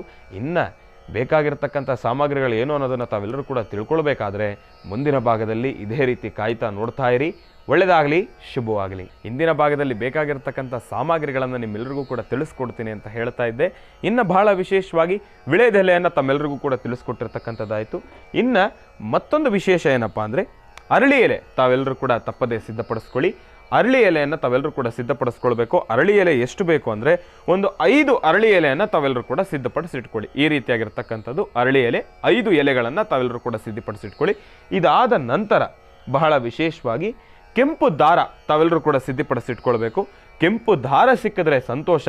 ದಾರ ಸಿಗಲಿಲ್ಲ ಅಂದರೆ ತಾವು ಹಸಿ ದಾರದ ಉಂಡೆಯಿಂದ ಒಂದು ಇಷ್ಟು ದೊಡ್ಡದಾಗಿ ಇಷ್ಟು ಉದ್ದ ಇರತಕ್ಕಂಥ ದಾರವನ್ನು ತೆಗೆದು ಕಟ್ ಮಾಡ್ಕೊಳ್ತಕ್ಕಂಥದ್ದು. ಕಟ್ ಮಾಡ್ಕೊಂಡಿದ್ದಾದ ನಂತರ ಇದಕ್ಕೆ 9 ಗಂಟನ್ನು ಹಾಕಬೇಕು. 9 ಗಂಟನ್ನು ಹಾಕಬೇಕು. ಕೆಂಪು ವರ್ಣದಲ್ಲಿರ್ತಕ್ಕಂಥ ಕಾರಣದಿಂದ ತಮಗೆ ಕಾಣಿಸ್ತಾ ಇಲ್ಲ, ನಾನು ಹಾಕಿದ್ದೇನೆ. 9 ಗಂಟನ್ನು ಹಾಕ್ತಕ್ಕಂಥದ್ದು. ಅದು ಹಾಕಿದ ಮೇಲೆ ಕುಂಕುಮಕ್ಕೆ ಒಂದೇ ಒಂದು ಚೂರು ನೀರನ್ನು ಮಿಶ್ರಣ ಮಾಡಿ ಈ ಒಂದು ಕೆಂಪು ದಾರವನ್ನು ಸಿದ್ಧಪಡಿಸ್ಕೊಳ್ಬೇಕು. ತಾವೆಲ್ಲರೂ ಕೂಡ ಗಮನಿಸ್ತಾ ಇದ್ದೀರಿ. ಈ ರೀತಿಯಾಗಿರ್ತಕ್ಕಂಥದ್ದು ಕಾಣಿಸ್ತಾ ಇದೆಯಾ ನೋಡಿ. ಈ ರೀತಿಯಾಗಿರ್ತಕ್ಕಂಥದ್ದು ಕೆಂಪು ದಾರ. ಈ ರೀತಿಯಾಗಿರ್ತಕ್ಕಂಥದ್ದು ತಾವೆಲ್ಲರೂ ಕೂಡ ಗಮನಿಸ್ತಾ ಇದ್ದೀರಿ. ಕೆಂಪು ದಾರವನ್ನು ತಾವೆಲ್ಲರೂ ಕೂಡ ಗಮನಿಸಿದ್ದಾಯಿತು. ಇನ್ನು ಬಹಳ ವಿಶೇಷವಾಗಿ 4 ಬೆಲ್ಲದ ಅಚ್ಚು 4 ತಾವೆಲ್ಲರೂ ಕೂಡ ತಪ್ಪದೇ ಸಿದ್ಧಪಡಿಸಿಟ್ಕೊಳ್ಬೇಕು. ಈ ರೀತಿಯಾಗಿರ್ತಕ್ಕಂಥದ್ದು ಬೆಲ್ಲದಚ್ಚು 4. ಈ ರೀತಿಯಾಗಿರ್ತಕ್ಕಂಥದ್ದು ಬೆಲ್ಲದಚ್ಚನ್ನು ತಾವೆಲ್ಲರೂ ಕೂಡ ಸಿದ್ಧಪಡಿಸಿಟ್ಕೊಂಡಿದ್ದಾದ ನಂತರ ಬಹಳ ವಿಶೇಷವಾಗಿ ವಿಳೆದೆಲೆ ಅಂದಮೇಲೆ ಅಡಿಕೆ ಇರಲೇಬೇಕಲ್ವಾ. ಅಡಿಕೆ ಇಲ್ಲಿದೆ, ಇದನ್ನು ತಾವೆಲ್ಲರೂ ಕೂಡ ಗಮನಿಸ್ತಾ ಇದ್ದೀರಿ. ಈ ರೀತಿಯಾಗಿರ್ತಕ್ಕಂಥದ್ದು ಅಡಿಕೆ ತಾವೆಲ್ಲರೂ ಕೂಡ ಗಮನಿಸ್ತಾ ಇದ್ದೀರಿ. ಬಟ್ಲಡಿಕೆ ಆದರೂ ಕೂಡ ಪರವಾಗಿಲ್ಲ, ಚೂರಡಿಕೆ ಆದರೂ ಕೂಡ ಪರವಾಗಿಲ್ಲ, ತೊಂದರೆ ಇಲ್ಲ. ಇನ್ನು ಇದಾದ ನಂತರ ಕಾಳುಮೆಣಸು ತಾವೆಲ್ಲರೂ ಕೂಡ ಕಾಳುಮೆಣಸು ಸ್ವಲ್ಪ ಸಾಕು. ಇಷ್ಟೇ, ನನ್ನ ಕೈಯಲ್ಲಿ ಎಷ್ಟಿದೆಯೋ ಇಷ್ಟೂ ಬೇಡ, ಸ್ವಲ್ಪ ಸಿಕ್ಕಿದ್ರೆ ಸಾಕು. ಒಂದು 5 ರಿಂದ 6 ಚಿಟಿಕೆ ನನ್ನ ಹತ್ರ ಇದೆ, ಅದಕ್ಕೋಸ್ಕರ ನಾನು ತೋರಿಸ್ತಾ ಇದ್ದೇನೆ. ಕಾಳುಮೆಣಸು ಈ ರೀತಿಯಾಗಿರ್ತಕ್ಕಂಥದ್ದು. ಇನ್ನು ಇದಾದ ನಂತರ ಬಹಳ ವಿಶೇಷವಾಗಿ ಅಪ್ಪಟ ಶ್ರೀಗಂಧ ತಾವೆಲ್ಲರೂ ಕೂಡ ಸಿದ್ಧಪಡಿಸ್ಕೊಳ್ಬೇಕು. 6 ನಿಂಬೆಹಣ್ಣನ್ನು ತಾವು ಕೂಡ ಸಿದ್ಧಪಡಿಸಿಟ್ಕೊಳ್ಬೇಕು. ನಿಂಬೆಹಣ್ಣು ಏನಕ್ಕೆ ಅನ್ನೋದನ್ನು ನಾನು ನಿಮಗೆ ತಿಳಿಸ್ಕೊಡ್ತೀನಿ ತಂತ್ರಸಾರದ, ಯಂತ್ರಸಾರದ, ಮಂತ್ರಸಾರದ ಮಧ್ಯಭಾಗದಲ್ಲಿ. ಇನ್ನು ಇದಾದ ನಂತರ ಒಂದು ಹಸಿ ದಾರದುಂಡೆ ಬೇಕು, ಇಟ್ಕೊಂಡಿರಿ. ನಾನು ಇದನ್ನು ಏನಕ್ಕೆ ಬೇಕು ಅಂತ ನಾನು ನಿಮ್ಮೆಲ್ಲರಿಗೂ ಕೂಡ ತಿಳಿಸ್ಕೊಡ್ತೀನಿ. ಹಸಿ ದಾರದುಂಡೆ ತಮ್ಮೆಲ್ಲರಿಗೂ ಕೂಡ ಗೊತ್ತಿರ್ತಕ್ಕಂಥದ್ದೇ. ಈ ರೀತಿಯಾಗಿರ್ತಕ್ಕಂಥದ್ದು ಹಸಿ ದಾರದುಂಡೆ ಆದ ನಂತರ ಬಹಳ ವಿಶೇಷವಾಗಿ ಏಲಕ್ಕಿ ತಾಯಿ ಲಕ್ಷ್ಮಿಗೆ ಬಹಳ ಪ್ರಿಯವಾಗಿರ್ತಕ್ಕಂಥದ್ದು. ಈ ರೀತಿಯಾಗಿರ್ತಕ್ಕಂಥದ್ದು ಏಲಕ್ಕಿಯನ್ನು ತಾವೆಲ್ಲರೂ ಕೂಡ ಗಮನಿಸ್ತಾ ಇದ್ದೀರಿ. ಈ ರೀತಿಯಾಗಿರ್ತಕ್ಕಂಥದ್ದು ಏಲಕ್ಕಿ. ಈ ರೀತಿಯಾಗಿರ್ತಕ್ಕಂಥದ್ದು ಏಲಕ್ಕಿಯನ್ನು ತಾವೆಲ್ಲರೂ ಕೂಡ ಸಿದ್ಧಪಡಿಸಿಟ್ಕೊಳ್ಳಿ. ಇನ್ನು ಇದೆಲ್ಲವೂ ಕೂಡ ಆದ ನಂತರ ಕಲಶಕ್ಕೆ ಬಹಳ ವಿಶೇಷವಾಗಿ ಮಾವಿನ ಸೊಪ್ಪು ತಾವೆಲ್ಲರೂ ಕೂಡ ಸಿದ್ಧಪಡಿಸಿ ಇಟ್ಕೊಳ್ಳಿ. ಮಾವಿನ ಸೊಪ್ಪು ಸಿಗಲಿಲ್ಲ ಅಂದರೆ ವಿಳೆದೆಲೆಯನ್ನು ತಾವೆಲ್ಲರೂ ಕೂಡ ಸಿದ್ಧಪಡಿಸಿಟ್ಕೊಳ್ಳಿ. ಕಳಶಕ್ಕೆ ಮಾವಿನ ಸೊಪ್ಪು ಅಥವಾ ವಿಳೆದೆಲೆ ತಾವೆಲ್ಲರೂ ಕೂಡ ಸಿದ್ಧಪಡಿಸಿಟ್ಕೊಳ್ಬೇಕು. ಇನ್ನು ಬಹಳ ವಿಶೇಷವಾಗಿ ಬಾಳೆಹಣ್ಣು 5 ಸೆಟ್ ಬಾಳೆಹಣ್ಣು ಬೇಕು. 5 ಸೆಟ್ ಬಾಳೆಹಣ್ಣು ಬೇಕು, ತಾವೆಲ್ಲರೂ ಕೂಡ ಸಿದ್ಧಪಡಿಸಿಟ್ಕೊಳ್ಳಿ. ಈ ರೀತಿಯಾಗಿರ್ತಕ್ಕಂಥದ್ದು 2 ಬಾಳೆಹಣ್ಣು ಈ ರೀತಿಯಾಗಿ ತಾವೆಲ್ಲರೂ ಕೂಡ ಸಿದ್ಧಪಡಿಸಿಟ್ಕೊಳ್ಬೇಕು. ಬಾಳೆಹಣ್ಣನ್ನು ಸಿದ್ಧಪಡಿಸಿಟ್ಕೊಂಡಿದ್ದಾದ ನಂತರ ಇನ್ನು ಇಲ್ಲಿ ಬಹಳ ವಿಶೇಷವಾಗಿ 6 ತೆಂಗಿನಕಾಯಿ 6 ತೆಂಗಿನಕಾಯಿನ ತಾವೆಲ್ಲರೂ ಕೂಡ ಸಿದ್ಧಪಡಿಸಿಟ್ಕೊಳ್ಳಿ. ಈ ರೀತಿಯಾಗಿರ್ತಕ್ಕಂಥದ್ದು 6 ತೆಂಗಿನಕಾಯಿ. 6 ತೆಂಗಿನಕಾಯಿ ಆದ ನಂತರ ಇಲ್ಲಿ ಕಲಶಗಳಿದ್ದಾವೆ, ತಾವೆಲ್ಲರೂ ಕೂಡ ಗಮನಿಸ್ತಾ ಇದ್ದೀರಿ. 6 ಕಲಶಗಳು ಬೇಕು. 6 ಕಲಶಗಳನ್ನು ಕೂಡ ತಾವೆಲ್ಲರೂ ಕೂಡ ಸಿದ್ಧಪಡಿಸಿಟ್ಕೊಳ್ಬೇಕು. ಈ ರೀತಿಯಾಗಿರ್ತಕ್ಕಂಥದ್ದು 6 ಕಲಶಗಳು. ಇನ್ನು ಬೇಕಾಗಿರ್ತಕ್ಕಂಥ ಸಾಮಗ್ರಿಗಳೆಲ್ಲವನ್ನೂ ಕೂಡ ತಿಳಿಸ್ಕೊಟ್ಟಿರ್ತಕ್ಕಂಥದ್ದಿದೆ. ಇದರ ಕೊನೆ ಭಾಗದಲ್ಲಿ ಈಗ ತಾವೆಲ್ಲರೂ ಕೂಡ ತಪ್ಪದೇ ಮರೀದೇನೆ ಈಗಲೇ ತುಪ್ಪದ ಬತ್ತಿಯನ್ನು ತಾವೆಲ್ಲರೂ ಕೂಡ ಸಿದ್ಧಪಡಿಸಿಟ್ಕೊಳ್ಳಿ. ಅದೂ ಕೂಡ ವಿಶೇಷವಾಗಿ 4 ಸೆಟ್ಟು ತುಪ್ಪದ ಬತ್ತಿ, ಅಂದರೆ ತುಪ್ಪದ ಬತ್ತಿ 4 ಸೆಟ್ಟು ಅಂದರೆ ಒಂದು ಇದಕ್ಕೆ 2 ತುಪ್ಪದ ಬತ್ತಿಗಳು. ತುಪ್ಪದ ಬತ್ತಿಗಳನ್ನ ಹೆಂಗೆ ಹಚ್ಚೋದು, ಏನಕ್ಕೆ ಹಚ್ಚೋದು ಅನ್ನೋದನ್ನು ಕೂಡ ನಾನು ನಿಮಗೆ ತಿಳಿಸ್ಕೊಡ್ತೀನಿ ಯಂತ್ರಸಾರ ಮಂತ್ರಸಾರದ ಮಧ್ಯಭಾಗದಲ್ಲಿ. ಇದಾದ ನಂತರ ಇನ್ನು ವಿಳೆದೆಲೆಯನ್ನು ಈಗಾಗಲೇ ಕ್ಲೀಮ್ ಎಂಬತಕ್ಕಂಥ ಬೀಜಾಕ್ಷರಿ ಮಂತ್ರದ ಮೇಲೆ ಇಟ್ಟಿರ್ತಕ್ಕಂಥದ್ದಾಯಿತು. ಕ್ಲೀಮ್ ಎಂಬತಕ್ಕಂಥ ಬೀಜಾಕ್ಷರಿ ಮಂತ್ರ ಆದ ನಂತರ ವಿಳೆದೆಲೆಯನ್ನು ರಮ್ ಎಂಬತಕ್ಕಂಥ ಬೀಜಾಕ್ಷರಿ ಮಂತ್ರದಲ್ಲಿ ಇಡತಕ್ಕಂಥದ್ದು. ರಮ್ ಅಂತಕ್ಕಂಥ ಬೀಜಾಕ್ಷರಿ ಮಂತ್ರದಲ್ಲಿ ಇಟ್ಟಿದ್ದಾದ ನಂತರ ಸಮ್ ಎಂಬತಕ್ಕಂಥ ಬೀಜಾಕ್ಷರಿ ಮಂತ್ರದ ಮೇಲೆ ಇಡ್ತಕ್ಕಂಥದ್ದು. ಸಮ್ ಎಂಬತಕ್ಕಂಥ ಬೀಜಾಕ್ಷರಿ ಮಂತ್ರ ಮೇಲೆ ಇಟ್ಟಿದ್ದಾದ ನಂತರ ಶ್ರೀಮ್ ಎಂಬತಕ್ಕಂಥ ಬೀಜಾಕ್ಷರಿ ಮಂತ್ರದ ಮೇಲೆ ಈ ರೀತಿಯಾಗಿ ಇಡತಕ್ಕಂಥದ್ದು. ಇನ್ನು ಇದಾದ ನಂತರ ತಾವು ಮಾಡಬೇಕಾಗಿರ್ತಕ್ಕಂಥದ್ದು ಏನಪ್ಪ ಅಂದರೆ ಅಕ್ಕಿಯನ್ನು ತೆಗೆದುಕೊಂಡು ಅಕ್ಕಿಯನ್ನು ಬಹಳ ವಿಶೇಷವಾಗಿ ಒಂದೊಂದು ಹಿಡಿ ಅಕ್ಕಿಯನ್ನು ಮೊದಲನೇದಾಗಿ ಮಧ್ಯಭಾಗದ ಎಡಭಾಗದಲ್ಲಿ ಈ ರೀತಿಯಾಗಿ ಹಾಕ್ಕೊಳ್ತಕ್ಕಂಥದ್ದು. ಈ ರೀತಿಯಾಗಿ ಇದನ್ನು ಹಾಕೊಂಡು ಈ ರೀತಿ ಮಾಡ್ಕೊಳ್ಳಿ. ಇದಾದ ನಂತರ ಮತ್ತೊಂದು ಹಿಡಿ ಅಕ್ಕಿಯನ್ನು ಇದರ ಬಲಭಾಗದಲ್ಲಿ ಈ ರೀತಿಯಾಗಿ ಹಾಕ್ಕೊಳ್ತಕ್ಕಂಥದ್ದು. ಈ ರೀತಿಯಾಗಿ ಬಲಭಾಗದಲ್ಲಿ ಈ ರೀತಿಯಾಗಿ ಹಾಕ್ಕೊಳ್ತಕ್ಕಂಥದ್ದು. ಇದನ್ನು ತಾವೆಲ್ಲರೂ ಕೂಡ ಸಿದ್ಧಪಡಿಸಿಟ್ಕೊಳ್ಬೇಕು. ಇದಾದ ನಂತರ ಇದರ ಮೇಲೆ ತಾವು ಮಾಡಬೇಕಾಗಿರ್ತಕ್ಕಂಥ ಕೆಲಸ ಏನಪ್ಪ ಅಂದರೆ ಅರಳಿ ಎಲೆ ಅಂತ ಹೇಳಿದ್ದೆ. ಅರಳಿ ಎಲೆಯನ್ನು ತಾವೆಲ್ಲರೂ ಕೂಡ ಒಂದು ಅರಳಿ ಎಲೆಯನ್ನು ಇದರ ಮೇಲೆ ಇಡತಕ್ಕಂಥದ್ದು, ಮತ್ತೊಂದು ಅರಳಿ ಎಲೆಯನ್ನು ಇದರ ಮೇಲೆ ಇಡತಕ್ಕಂಥದ್ದು. ಈ ರೀತಿಯಾಗಿ ಅರಳಿ ಎಲೆಯನ್ನು ಇದರ ಮೇಲೆ ಇಡ್ತಕ್ಕಂಥದ್ದು. ಇದಾದ ನಂತರ ಮೊದಲನೇದಾಗಿ 2 ಕಳಶಗಳನ್ನು ತಗೊಳ್ಳಿ. ಒಂದು ಎಡಭಾಗದಲ್ಲಿ ಈ ರೀತಿಯಾಗಿ ಇಡ್ತಕ್ಕಂಥದ್ದು, ಇನ್ನೊಂದು ಬಲಭಾಗದಲ್ಲಿ ಈ ರೀತಿಯಾಗಿ ಇಡ್ತಕ್ಕಂಥದ್ದು. ಇದನ್ನು ಕೂಡ ಸರಿಸಮ ಪ್ರಮಾಣವಾಗಿರ್ತಕ್ಕಂಥ ಕಳಶವನ್ನೇ ತಗೊಳ್ಳಿ, ಯಾಕೆಂದರೆ ಇದು ಪ್ರಧಾನ ಕಳಶ. ಮಧ್ಯಭಾಗದಲ್ಲಿ ಇಡ್ತಕ್ಕಂಥದ್ದು. ಈ ರೀತಿಯಾಗಿ ಕಳಶವನ್ನು ಇಟ್ಟಿದ್ದಾದ ನಂತರ ಮಾವಿನ ಸೊಪ್ಪಿನ ಸಹಾಯವನ್ನು ಈಗ ತೆಗೆದುಕೊಳ್ತಕ್ಕಂಥದ್ದು. ತಾವು ಮಾವಿನ ಸೊಪ್ಪನ್ನು ತಾವೆಲ್ಲರೂ ಕೂಡ ಗಮನಿಸ್ತಾ ಇದ್ದೀರಿ. ಈ ರೀತಿಯಾಗಿರ್ತಕ್ಕಂಥದ್ದು ಮಾವಿನ ಸೊಪ್ಪು. ಬಹಳ ವಿಶೇಷವಾಗಿ ಒಂದು ಗೊಂಚಲು ಕರೆಕ್ಟಾಗಿ ನೋಡಿಕೊಂಡು ತಾವು ತೆಗೆದುಕೊಳ್ಳಿ, ಸಿದ್ಧಪಡಿಸಿಟ್ಕೊಳ್ಳಿ. ಈ ರೀತಿಯಾಗಿ ಒಂದೊಂದು ಗೊಂಚಲು ಮಾವಿನ ಸೊಪ್ಪನ್ನು ಈ ಒಂದು ಕಳಶದ ಒಳಗಡೆ ಈ ರೀತಿಯಾಗಿ ಹಾಕ್ತಕ್ಕಂಥದ್ದು ತಾವೆಲ್ಲರೂ ಕೂಡ ಗಮನಿಸ್ತಾ ಇದ್ದೀರಿ. ಮಾವಿನ ಸೊಪ್ಪು ತಾವೆಲ್ಲರೂ ಕೂಡ ಗಮನಿಸ್ತಾ ಇದ್ದೀರಿ. ಈ ರೀತಿಯಾಗಿರ್ತಕ್ಕಂಥದ್ದು ಮಾವಿನ ಸೊಪ್ಪು ಈ ರೀತಿಯೇ ಇರುತ್ತೆ, ನಿಮ್ಮೆಲ್ರಿಗೂ ಕೂಡ ಗೊತ್ತಿರತಕ್ಕಂಥದ್ದೇ. ತೋರಿಸ್ತಾ ಇದ್ದೇನೆ ಮತ್ತೊಮ್ಮೆ. ಈ ರೀತಿಯಾಗಿ ಮಾವಿನ ಸೊಪ್ಪನ್ನು ಇದರೊಳಗಡೆ ಹಾಕ್ಕೊಳ್ತಕ್ಕಂಥದ್ದು. ಹಾಕಿಕೊಂಡಿದ್ದಾದ ನಂತರ ಈಗ ತಾವು ಮಾಡಬೇಕಾಗಿರ್ತಕ್ಕಂಥ ಕೆಲಸ ಏನಪ್ಪ ಅಂದರೆ ಅಡಿಕೆಯನ್ನು ತೆಗೆದುಕೊಂಡು ನೋಡಿ, 2 ಅಡಿಕೆ ಇಲ್ಲಿರ್ತಕ್ಕಂಥ ವಿಳೆದೆಲೆಯ ಮೇಲೆ 2 ಅಡಿಕೆಗಳನ್ನು ಈ ರೀತಿಯಾಗಿ ಇಡ್ತಕ್ಕಂಥದ್ದು ತಾವೆಲ್ಲರೂ ಕೂಡ ಗಮನಿಸ್ತಾ ಇದ್ದೀರಿ. ಈ ರೀತಿಯಾಗಿ ಇಲ್ಲಿರ್ತಕ್ಕಂಥ ವಿಳೆದೆಲೆಯ ಮೇಲೆ 2 ಅಡಿಕೆಯನ್ನು ಈ ರೀತಿಯಾಗಿ ಇಡ್ತಕ್ಕಂಥದ್ದು. ಈ ರೀತಿಯಾಗಿ ಇಟ್ಟಿದ್ದಾದ ನಂತರ ಈಗ ತಾವು ಮಾಡಬೇಕಾಗಿರ್ತಕ್ಕಂಥ ಕೆಲಸ ಏನಪ್ಪ ಅಂದರೆ ಬಹಳ ವಿಶೇಷವಾಗಿ ಬೆಲ್ಲದ ಅಚ್ಚು ಅಂತ ನಾನು ನಿಮ್ಮೆಲ್ಲರಿಗೂ ಕೂಡ ಹೇಳಿದ್ದೆ. ಈ ಒಂದು ಬೆಲ್ಲದ ಅಚ್ಚನ್ನು ಈ ರೀತಿಯಾಗಿ ಇದರ ಮುಂಭಾಗದಲ್ಲಿ ಒಂದು, ಈ ಕಡೆ ಇರತಕ್ಕಂಥ ಈ ಭಾಗದಲ್ಲಿ, ಬಲಭಾಗದಲ್ಲಾಯಿತು, ಎಡಭಾಗದಲ್ಲಾಯಿತು ಮತ್ತು ಹಿಂಭಾಗ, ಈ ರೀತಿಯಾಗಿ 4 ಭಾಗದಲ್ಲೂ ಕೂಡ 4 ಬೆಲ್ಲವನ್ನು ಈ ರೀತಿಯಾಗಿ ಇಡ್ತಕ್ಕಂಥದ್ದು. ಇದಾದ ನಂತರ ತಾವು ಮಾಡಬೇಕಾಗಿರ್ತಕ್ಕಂಥ ಕೆಲಸ ಏನಪ್ಪ ಅಂದರೆ ಇನ್ನು ಉಳಿದಿರತಕ್ಕಂಥ 4 ಕಲಶಗಳನ್ನು ಈಗ ತಾವು ತೆಗೆದುಕೊಳ್ತಕ್ಕಂಥದ್ದು. ಈ ಒಂದು ಕಳಶವನ್ನು ಈ ರೀತಿಯಾಗಿ ಮುಂಭಾಗದ ಅಂದರೆ ಈ ಒಂದು ವಿಳೆದೆಲೆಯ ಮುಂಭಾಗದಲ್ಲಿ ಈ ರೀತಿಯಾಗಿ ಇಡ್ತಕ್ಕಂಥದ್ದು. ಈ ರೀತಿಯಾಗಿ ಕಳಶವನ್ನು ಜೋಡಿಸ್ತಕ್ಕಂಥದ್ದು. ಈ ರೀತಿಯಾಗಿ ತಾವೆಲ್ಲರೂ ಕೂಡ ಗಮನಿಸ್ತಾ ಇದ್ದೀರಿ. ಮೊದಲು ನಾನು ಮಾಡ್ತಕ್ಕಂಥ ಪ್ರಕ್ರಿಯೆಗಳು ಹೇಗೆ ಎಂಬತಕ್ಕಂಥದ್ದನ್ನು ನಿಮ್ಮೆಲ್ಲರಿಗೂ ಕೂಡ ತಿಳಿಸ್ತಾ ಇದ್ದೇನೆ. ಈ ರೀತಿಯಾಗಿರ್ತಕ್ಕಂಥದ್ದು. ಇನ್ನು ಇದಾದ ನಂತರ ಬಹಳ ವಿಶೇಷವಾಗಿ ಈಗ ಅರಳಿ ಎಲೆ ನಾನು ಹೇಳಿದ್ದೆ 5 ತಾವು ಸಿದ್ಧಪಡಿಸಿಟ್ಕೊಳ್ಳಿ ಅಂತ. 5 ಸಾಕಾಗೋದಿಲ್ಲ, 6 ತಾವು ಸಿದ್ಧಪಡಿಸಿಟ್ಕೊಳ್ತಕ್ಕಂಥದ್ದು ಬಹಳ ಉತ್ತಮ. 6 ಈ ಒಂದು ಅರಳಿ ಎಲೆಯನ್ನು ಈ ರೀತಿಯಾಗಿ ಬೆಲ್ಲದ ಪಕ್ಕದಲ್ಲಿ ಇಡ್ತಕ್ಕಂಥದ್ದು. ಈ ರೀತಿಯಾಗಿ ಬೆಲ್ಲದ ಪಕ್ಕದಲ್ಲಿ ಇಡತಕ್ಕಂಥದ್ದು. ಇನ್ನು ಎಡಭಾಗದಲ್ಲೂ ಕೂಡ ಒಂದು ಅರಳಿ ಎಲೆಯನ್ನು ಇಟ್ಟಿದ್ದಾಯಿತು. ಇನ್ನು ಈ ಭಾಗದ ಯಂತ್ರಸಾರದ ಹಿಂಭಾಗದಲ್ಲೂ ಕೂಡ ಅರಳಿ ಎಲೆಯನ್ನು ಇಡ್ತಕ್ಕಂಥದ್ದು. ಇದಾದ ನಂತರ ಬಹಳ ವಿಶೇಷವಾಗಿ ಮತ್ತೊಂದು ವಸ್ತು ಬೇಕಾಗಿರ್ತಕ್ಕಂಥ ಸಾಮಗ್ರಿಗಳಲ್ಲಿ ಪರಿಚಯ ಮಾಡಿಕೊಡ್ಲಿಲ್ಲ, ಅದನ್ನು ಸ್ವಲ್ಪ ವಿಭಿನ್ನ ರೀತಿಯಲ್ಲೇ ಪರಿಚಯ ಮಾಡಿಕೊಡೋಣ ಎಂಬತಕ್ಕಂಥದ್ದು ನನ್ನ ಮನಸ್ಸಲ್ಲಿತ್ತು. ಯಾಕೆ ಅಂದರೆ ಕಮಲಾಕ್ಷಿ ಬೀಜ ನಾನು ಹೇಳಿದ್ದೆ, ಆ ಕಮಲಾಕ್ಷಿ ಬೀಜವನ್ನು ಪರಿಚಯ ಮಾಡಿಕೊಳ್ಳಿಲ್ಲ. ಯಾಕೆ ಅಂದರೆ ಕಮಲಾಕ್ಷಿ ಬೀಜ ಸಾಧಾರಣವಾಗಿ ಅಂಗಡಿನಲ್ಲಿ ಬರೀ ಬೀಜ ಮಾತ್ರ ಸಿಗುತ್ತೆ. ಆದರೆ ಕಮಲ ಪುಷ್ಪದಲ್ಲೇ ಅದು ಒಣಗಿ ಅದು ಬೀಜ ಹೇಗಿರುತ್ತೆ ಎಂಬತಕ್ಕಂಥದ್ದನ್ನು ನಿಮಗೆ ತೋರಿಸ್ಬೇಕು ಅಂತಲೇ ಇದನ್ನು ನಾನು ನಿಮಗೆ ತೆಗೆದುಕೊಂಡು ಬಂದಿದ್ದೇನೆ. ಇಲ್ಲಿದೆ ನೋಡಿ, ಕಮಲ ಪುಷ್ಪ ಸಂಪೂರ್ಣವಾಗಿ ಒಂದು ಮಟ್ಟಕ್ಕೆ ಬೆಳೆದಾದ ನಂತರ ಅದು ಬೆಳೆದು ಅದು ಮತ್ತೆ ಒಣಗಿದ್ದಾದ ನಂತರ ಆ ಒಂದು ಕಮಲಾಕ್ಷಿ ಬೀಜ ಹೇಗೆ ಇರುತ್ತೆ, ಅದು ಹೇಗೆ ಉತ್ಪತ್ತಿ ಆಗತ್ತೆ ಎಂಬತಕ್ಕಂಥದ್ದು ಈ ರೀತಿಯಾಗಿ, ಉತ್ಪತ್ತಿ ಆದ ನಂತರ ಹೇಗಿರುತ್ತೆ ಎಂಬತಕ್ಕಂಥದ್ದು ಈ ರೀತಿಯಾಗಿರುತ್ತೆ. ತಾವೆಲ್ಲರೂ ಕೂಡ ಗಮನಿಸ್ತಾ ಇದ್ದೀರಿ ನೋಡಿ. ಈ ರೀತಿಯಾಗಿರ್ತಕ್ಕಂಥದ್ದು ಇದು ಕಮಲದ ಪುಷ್ಪದ ಕೆಳಭಾಗ. ಇದರ ಮೇಲ್ಗಡೆ ಎಲ್ಲವೂ ಕೂಡ ಆ ಒಂದು ಪೆಟಲ್ಸು ಅಂದರೆ ಆ ಒಂದು ದಳಗಳು, ಕಮಲದ ದಳಗಳು ಇಲ್ಲಿರ್ತಕ್ಕಂಥದ್ದು ಇರುತ್ತೆ. ಆ ಕಮಲದ ದಳಗಳೆಲ್ಲವೂ ಕೂಡ ಉದುರಿ ಇದು ಸಂಪೂರ್ಣ ಒಣಗಿದ್ದಾದ ನಂತರ ಈ ರೀತಿಯಾಗಿ ಕಾಣಿಸ್ತಕ್ಕಂಥದ್ದು. ಇನ್ನು ಇದರ ಜೊತೆಗೆ ಮಾಡ್ತಕ್ಕಂಥ ಅನುಷ್ಠಾನ ಏನು ಅನ್ನೋದನ್ನು ಮುಂದಿನ ಭಾಗದಲ್ಲಿ ನಾನು ನಿಮಗೆ ತಿಳಿಸ್ಕೊಡ್ತೀನಿ. ಕಾಯ್ತಾ ಇರಿ. ಒಳ್ಳೆಯದಾಗಲಿ, ಶುಭವಾಗಲಿ. ಇಂದಿನ ಭಾಗದಲ್ಲಿ ಪುಷ್ಪವನ್ನು ತೋರಿಸಿದೆ, ಪುಷ್ಪದಲ್ಲಿರ್ತಕ್ಕಂಥ ಆ ಒಂದು ಕಮಲಾಕ್ಷಿ ಬೀಜವನ್ನು ಕೂಡ ತಮ್ಮೆಲ್ಲರಿಗೂ ಕೂಡ ದರ್ಶನವನ್ನು ಮಾಡಿಸಿದೆ. ಇನ್ನು ಈ ಒಂದು ಕಮಲಾಕ್ಷಿ ಬೀಜದಿಂದ ಮಾಡ್ತಕ್ಕಂಥ ಅನುಷ್ಠಾನ ಏನು ಅನ್ನೋದನ್ನು ನಾನು ನಿಮಗೆ ತಿಳಿಸ್ತೀನಿ. ಮೊದಲನೇದಾಗಿ ನಿಧಾನಕ್ಕೆ ಎಂಬತಕ್ಕಂಥ ಮಾತನ್ನು ಹೇಳೋದಕ್ಕಿಂತ ಸಾಧಾರಣವಾಗಿ ಇದು ಬರೋದು ಈಸಿನೇ. ಯಾಕೆ ಅಂದರೆ ಈಗಾಗಲೇ ಒಣಗಿರತಕ್ಕಂಥದ್ದಲ್ವಾ, ಈಸಿಯಾಗೆ ಬರುತ್ತೆ, ತೊಂದರೆ ಏನಿಲ್ಲ. ನಾನು ಇದನ್ನು ತಗೊಂಡಿದ್ದೇನೆ ಅಂತ ಹೇಳಿ ತಾವು ಪುಷ್ಪದಲ್ಲೇ ಇರತಕ್ಕಂಥ ಬೀಜವನ್ನು ಹುಡುಕಿಕೊಂಡು ಹೋಗಬೇಕು ಅಂತ ಏನೂ ಇಲ್ಲ. ಮಾರುಕಟ್ಟೆಯಲ್ಲಿ ಸಾಧಾರಣವಾಗಿ ನಿಮಗೆ ಸಿಗ್ತಕ್ಕಂಥ ಬೀಜಗಳೇ ಈ ರೀತಿಯಾಗಿರ್ತಕ್ಕಂಥದ್ದು ಕಮಲಾಕ್ಷಿ ಬೀಜಗಳು. ಇದನ್ನು ತಾವೆಲ್ಲರೂ ಕೂಡ ಸಿದ್ಧಪಡಿಸಿಟ್ಕೊಳ್ಳಿ. ಇದರಿಂದ ಮಾಡ್ತಕ್ಕಂಥ ಅನುಷ್ಠಾನ ಏನು ಅನ್ನೋದನ್ನು ನಾನು ನಿಮಗೆ ತಿಳಿಸ್ಕೊಡ್ತೀನಿ. ಮೊದಲನೇದಾಗಿ ಈ ಒಂದು ತಂತ್ರಸಾರದ ಮುಂಭಾಗದಲ್ಲಿ ಈ ಒಂದು ಬೆಲ್ಲದ ಪಕ್ಕದಲ್ಲಿರ್ತಕ್ಕಂಥ ಈ ಒಂದು ಅರಳಿ ಎಲೆಯಲ್ಲಿ ಈ 2 ಕಮಲಾಕ್ಷಿ ಬೀಜವನ್ನು ಹಾಕ್ತಕ್ಕಂಥದ್ದು. ಈ ರೀತಿಯಾಗಿ ಕಮಲಾಕ್ಷಿ ಬೀಜವನ್ನು ಹಾಕಿದ್ದಾದ ನಂತರ ತಾವು ಮಾಡಬೇಕಾಗಿರ್ತಕ್ಕಂಥದ್ದು ಏನಪ್ಪ ಅಂದರೆ, ಮತ್ತೆ ಇನ್ನ 2 ಕಮಲಾಕ್ಷಿ ಬೀಜವನ್ನು ತಾವು ತೆಗೆದುಕೊಳ್ತಕ್ಕಂಥದ್ದು.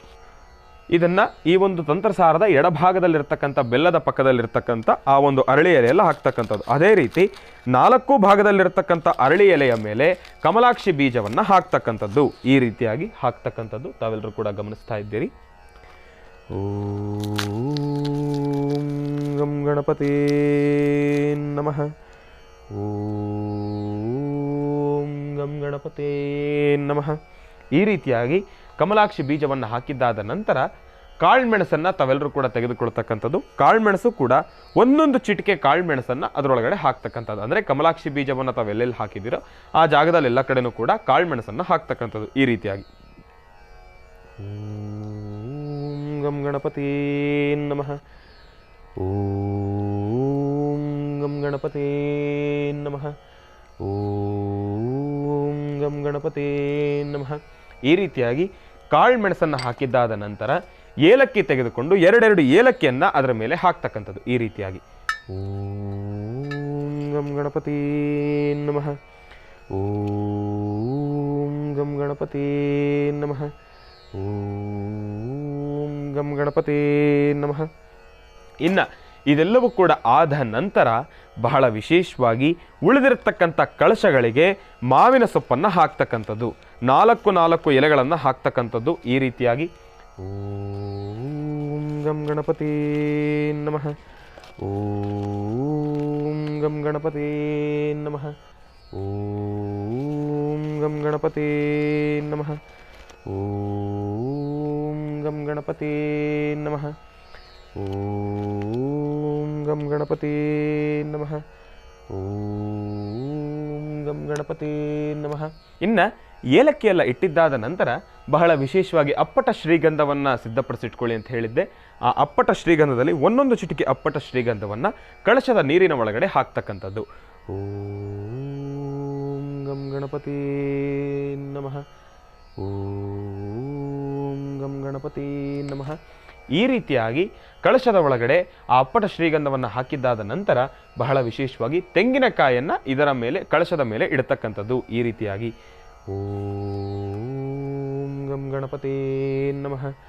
ಓಂ ಗಂ ಗಣಪತಿ ನಮಃ. ಓಂ ಗಂ ಗಣಪತಿ ನಮಃ. ಓಂ ಗಂ ಗಣಪತಿ ನಮಃ. ಓಂ ಗಂ ಗಣಪತಿ ನಮಃ. ಓಂ ಗಂ ಗಣಪತಿ ನಮಃ. ಓಂ ಗಂ ಗಣಪತಿ ನಮಃ. ಓಂ ಗಂ ಗಣಪತಿ ನಮಃ. ಓಂ ಗಂ ಗಣಪತಿ ನಮಃ. ಓಂ ಗಂ ಗಣಪತಿ ನಮಃ. ಇನ್ನು ಬಹಳ ವಿಶೇಷವಾಗಿ ಕಳಶದ ಮೇಲೆ ತೆಂಗಿನಕಾಯನ್ನು ಇಟ್ಟಿರ್ತಕ್ಕಂಥದ್ದಾಯಿತು. ಇನ್ನು ಬಹಳ ವಿಶೇಷವಾಗಿ ಈಗ ಬಾಳೆಹಣ್ಣನ್ನು ತೆಗೆದುಕೊಂಡು ಈ ಒಂದು ಕಳಶದ ಪಕ್ಕ ಇರ್ತಕ್ಕಂಥ ಕಳಶದ ಕೆಳಗಡೆ ಇರ್ತಕ್ಕಂಥ ಆ ಒಂದು ವಿಳೆದೆಲೆಯ ಮೇಲೆ ಬಾಳೆಹಣ್ಣನ್ನು ಇಡತಕ್ಕಂಥದ್ದು. ಈ ರೀತಿಯಾಗಿ ಓಂ ಗಂ ಗಣಪತಿ ನಮಃ. ಓಂ ಗಂ ಗಣಪತಿ ನಮಃ. ಓಂ ಗಂ ಗಣಪತಿ ನಮಃ. ಓಂ ಗಂ ಗಣಪತಿ ನಮಃ. ಈ ರೀತಿಯಾಗಿ ಬಾಳೆಹಣ್ಣನ್ನು ಇಟ್ಟಿದ್ದಾದ ನಂತರ ಬಹಳ ವಿಶೇಷವಾಗಿ ತಾವೆಲ್ಲರೂ ಕೂಡ ಈಗ ಮುಂದೆ ಮಾಡಬೇಕಾಗಿರತಕ್ಕಂಥ ಕೆಲಸ ಏನಪ್ಪ, ಇಲ್ಲಿಯವರೆಗೂ ಕೂಡ ಒಂದು ಲೆಕ್ಕ ಆಯಿತು. ಈಗ ನಿಜವಾದ ಪೂಜಾನುಷ್ಠಾನ ಪ್ರಾರಂಭ ಆಗುತ್ತೆ. ನಾನೀಗಾಗಲೇ ನಿಮ್ಮೆಲ್ಲರಿಗೂ ಕೂಡ ಹೇಳಿದ್ದೆ, ಒಂದು ಕೆಂಪು ದಾರವನ್ನು ತಾವೆಲ್ಲರೂ ಕೂಡ ಸಿದ್ಧಪಡಿಸಿಟ್ಕೊಳ್ಬೇಕು ಅಂತ. ಆ ಕೆಂಪು ದಾರವನ್ನು ಈಗ ತಾವೇನು ಮಾಡ್ತೀರಿ, ಒಂದೇ ಒಂದು 2 ವಿಳೆದೆಲೆಯನ್ನು ತೆಗೆದುಕೊಳ್ಳಿ. ಕೆಂಪು ದಾರವನ್ನು ಹಾಗೆ ಇಡೋದಕ್ಕಿಂತ 2 ವಿಳೆದೆಲೆಯನ್ನು ತೆಗೆದುಕೊಂಡು ನಾನು ಮುಂಭಾಗದಲ್ಲಿ ಇಡ್ತಾ ಇದ್ದೀನಿ, ತಾವು ನಿಮ್ಮ ಮುಂಭಾಗದಲ್ಲಿ ಇಡ್ತಕ್ಕಂಥದ್ದು. ಈ ರೀತಿಯಾಗಿ ನಿಮ್ಮೆಲ್ಲರಿಗೂ ಕೂಡ ಕಾಣಿಸ್ಲಿ ಅಂತ ಹೇಳಿ ಈ ರೀತಿಯಾಗಿ ಇಟ್ಟಿದ್ದೇನೆ. ನಾನು ಕೂಡ ಒಂದು ಸತಿ ಒಂದು ಲೆಕ್ಕ ಪ್ರಕಾರ ನೋಡಿದ್ರೆ ನಾನು ಹಿಂದೆಗಡೆ ಕೂತು ಪೂಜೆ ಮಾಡಿದ ಹಾಗೆ ಆಗುತ್ತೆ. ಆದರೆ ತಾವು ಹಾಕಿ ಮಾಡ್ಕೊಳ್ಬೇಡಿ, ನಿಮಗೆ ಕಾಣಿಸ್ಬೇಕು, ನಿಮ್ಮೆಲ್ಲರಿಗೂ ಕೂಡ ಗೊತ್ತಾಗಬೇಕು ಅಂತ ಈ ರೀತಿಯಾಗಿ ಮಾಡ್ತಾ ಇರ್ತಕ್ಕಂಥದ್ದು. ಈ ತಂತ್ರಸಾರದ ಮುಂಭಾಗದಲ್ಲಿ ಈ ರೀತಿಯಾಗಿ ಈ ಒಂದು ಕಂಕಣವನ್ನು, ಕೆಂಪು ದಾರವನ್ನು ಆ ರೀತಿಯಾಗಿ ಇಡ್ತಕ್ಕಂಥದ್ದು. ಇದಾದ ನಂತರ ತಾವು ಮಾಡಬೇಕಾಗಿರ್ತಕ್ಕಂಥ ಕೆಲಸ ಏನಪ್ಪ ಅಂದರೆ, ಈಗ ಬಹಳ ವಿಶೇಷವಾಗಿ ಪುಷ್ಪವನ್ನು ತೆಗೆದುಕೊಳ್ಳಿ. ಮೊದಲನೇದಾಗಿ ಗಣಪತಿಯನ್ನು ಪ್ರಾರ್ಥನೆಯನ್ನು ಮಾಡಬೇಕು. ಗಣಪತಿಯನ್ನು ಪ್ರಾರ್ಥನೆಯನ್ನು ಮಾಡಬೇಕು, ನಿಮ್ಮೆಲ್ಲರಿಗೂ ಕೂಡ ಗೊತ್ತಿರತಕ್ಕಂಥದ್ದೇ. ಈಗ ಮೊದಲನೇದಾಗಿ ಏನೊಂದು ಕೆಲಸ ಆಗಬೇಕಾದ್ರೂ ಕೂಡ ನಿರ್ವಿಘ್ನವಾಗಿ ಆ ಒಂದು ಕೆಲಸ ನೆರವೇರಬೇಕು. ಆ ಒಂದು ವಿಚಾರವಾಗಿ ನಿರ್ವಿಘ್ನವಾಗಿ ಕೆಲಸವು ನೆರವೇರಬೇಕು. ಆ ಒಂದು ವಿಚಾರಕ್ಕಾಗಲಿ ಮೊದಲನೇದಾಗಿ ಗಣಪತಿಯನ್ನು ಪ್ರಾರ್ಥನೆಯನ್ನು ಮಾಡ್ತೀವಿ. ಯಾಕೆ ಅಂದರೆ ಗಣಪತಿ ವಿಘ್ನ ನಿವಾರಕ. ಏನೇ ಅಡೆತಡೆಗಳು ಬರಲಿ, ಸಮಸ್ಯೆಗಳು ಬರಲಿ, ಗಣಪನನ್ನು ಪ್ರಾರ್ಥನೆ ಮಾಡಿದ್ರೆ ಎಲ್ಲವೂ ಕೂಡ ದೂರ. ಆ ಒಂದು ವಿಚಾರಕ್ಕೆ ಗಣಪನನ್ನು ಪ್ರಾರ್ಥನೆಯನ್ನು ಮಾಡ್ತಕ್ಕಂಥದ್ದು. ಓಂ ಶ್ರೀ ಗುರುಭ್ಯೋ ನಮಃ. ಹರಿ ಓಂ. ಗುರುಬ್ರಹ್ಮ ಗುರುವಿಷ್ಣು ಗುರುದೇವೋ ಮಹೇಶ್ವರ ಗುರು ಸಾಕ್ಷಾತ್ ಪರಬ್ರಹ್ಮ ತಸ್ಮೈ ಶ್ರೀ ಗುರವೇ ನಮಃ. ಗಣಾನಾಂ ತ್ವಾ ಗಣಪತಿಗಂ ಹವಾಮಹೇ ಕವಿಂ ಕವೀನಾಮುಪಮಶ್ರವಸ್ತಮಂ ಜ್ಯೇಷ್ಠರಾಜಂ ಬ್ರಹ್ಮಣಸ್ಪತ ಆನಶೃಣ್ವನ್ನೋತಿಬಸ್ಸೀದಸಾದನಂ. ಮಹಾಗಣಾಧಿಪತಯೇ ನಮಃ. ನಮೋ ವ್ರಾತಪತಯೇ ನಮೋ ಗಣಪತಯೇ ನಮಃ ಪ್ರಮದಪತಯೇ ನಮಸ್ತೆ ಸ್ತುಲಂಬೋದರಾಯ ಏಕದಂತಾಯ ವಿಘ್ನ ವಿನಾಶಿನೇ ಶಿವಸುತಾಯ ಶ್ರೀವರದಮೂರ್ತಯೇ ನಮೋ ನಮಃ. ಓಂ ಗಂ ಗಣಪತೇ ನಮಃ. ಓಂ ಗಂ ಗಣಪತೇ ನಮಃ. ಓಂ ಗಂ ಗಣಪತಿ ನಮಃ.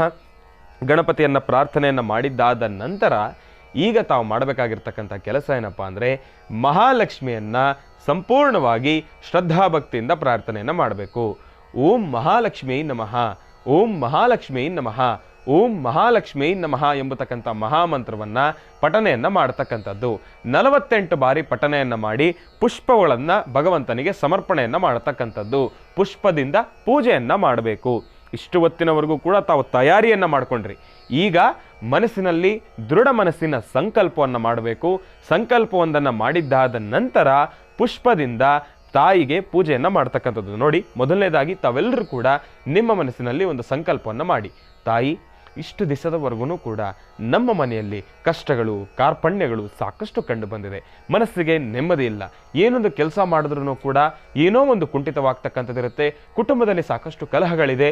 ಈ ಒಂದು ವಿಚಾರಕ್ಕೆ ಬಂದಾಗ ಆರ್ಥಿಕ ಸಂಕಷ್ಟಗಳು ಕೂಡ ಮುಗಿಲು ಮುಟ್ಟಿದೆ. ಯಾಕೆ ಅಂದರೆ ಹಣಕಾಸಿನ ಸಮಸ್ಯೆ, ದುಡ್ಡು ಕಾಸಿನ ವಿಚಾರವಾಗಿ ಲೇವಾದೇವಿ ಮಾಡಬೇಕಾದ್ರೂ ಕೂಡ ಗೊಂದಲದಿಂದ ಸೃಷ್ಟಿಯಾಗಿರತಕ್ಕಂಥ ಪರಿಸ್ಥಿತಿಗಳು ಎದುರಾಗ್ತಕ್ಕಂಥದ್ದಿರುತ್ತೆ.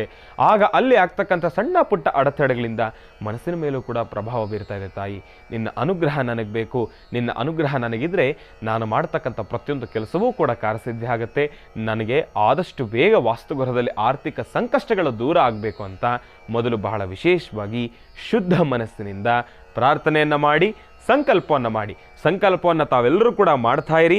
ನಿಮ್ಮ ಕುಲ, ನಿಮ್ಮ ಗೋತ್ರ, ನಕ್ಷತ್ರ, ಹೆಸರು, ಮನೆ ದೇವರು, ಕುಲದೇವತೆ ಪ್ರತಿಯೊಬ್ಬರನ್ನೂ ಕೂಡ ಶ್ರದ್ಧಾಭಕ್ತಿಯಿಂದ ಪ್ರಾರ್ಥನೆಯನ್ನು ಮಾಡಿ, ಹಿಂಗೆ ಹೋಗಿ ಹಂಗೆ ನಾನೂ ಕೂಡ ವಾಪಸ್ ಬರ್ತೇನೆ, ಕಾಯ್ತಾ ಇರಿ, ಒಳ್ಳೆಯದಾಗಲಿ, ಶುಭವಾಗಲಿ. ಹಿಂದಿನ ಭಾಗದಲ್ಲಿ ಹೇಳಿದ್ದೆ ಸಂಕಲ್ಪವನ್ನು ಮಾಡಿ ಅಂತ. ಸಂಕಲ್ಪವನ್ನು ಈಗಾಗಲೇ ತಾವೆಲ್ಲರೂ ಕೂಡ ಮಾಡಿರ್ತಕ್ಕಂಥದ್ದಿದೆ. ಸಂಕಲ್ಪವು ಆದ ನಂತರ ಈಗ ತಾವೆಲ್ಲರೂ ಕೂಡ ಗಮನಿಸ್ತಾ ಇದ್ದೀವಿ, ಇದೇನಿದು ಬರೀ ಕಳಶ ಇಟ್ಟಿದ್ದಾರಲ್ಲ ಗುರುಗಳು, ಅದಕ್ಕೆ ಹೂವು ಏನೋ ಹಾಕಿಲ್ವಲ್ಲ ಅಂತ. ಈಗ ತಾವು ಮಾಡ್ತಕ್ಕಂಥ ಪುಷ್ಪವೃಷ್ಟಿನೇ ಅದಕ್ಕೆ ಹೂವಿನ ಅಲಂಕಾರ. ಈಗ ತಾವು ಮಾಡ್ತಕ್ಕಂಥ ಆ ಒಂದು ಪುಷ್ಪದ ಆ ಒಂದು ಅರ್ಚನೆಯೇ ಭಗವಂತನಿಗೆ ಅಲಂಕಾರ, ತಾಯಿಗೆ ಸಮರ್ಪಣೆ ಆಗ್ತಕ್ಕಂಥದ್ದು. ಓಂ ನಮೋ ಮಹಾಲಕ್ಷ್ಮೀ ನಮಃ ಎಂಬತಕ್ಕಂಥ ಮಹಾಮಂತ್ರವನ್ನು ನಿರಂತರವಾಗಿ ಪಠನೆ ಮಾಡಿ. ಓಂ ಮಹಾಲಕ್ಷ್ಮೀ ನಮಃ, ಓಂ ಮಹಾಲಕ್ಷ್ಮೀ ನಮಃ. ನೋಡಿ, ಮೊದಲನೇದಾಗಿ ನಾನು ತಿಳಿಸ್ತಾ ಇದ್ದೇನೆ, ಈಗಾಗಲೇ ನಾನು ನಿಮ್ಗೆ ಹೇಳ್ತಾ ಇದ್ದೇನೆ ಮಹಾಲಕ್ಷ್ಮಿಯನ್ನು ಪ್ರಾರ್ಥನೆಯನ್ನು ಮಾಡಿ ಅಂತ. ಗಣಪತಿಯ ಪ್ರಾರ್ಥನೆಯನ್ನೇನೋ ಮಾಡಿರ್ತಕ್ಕಂಥದ್ದಾಯಿತು.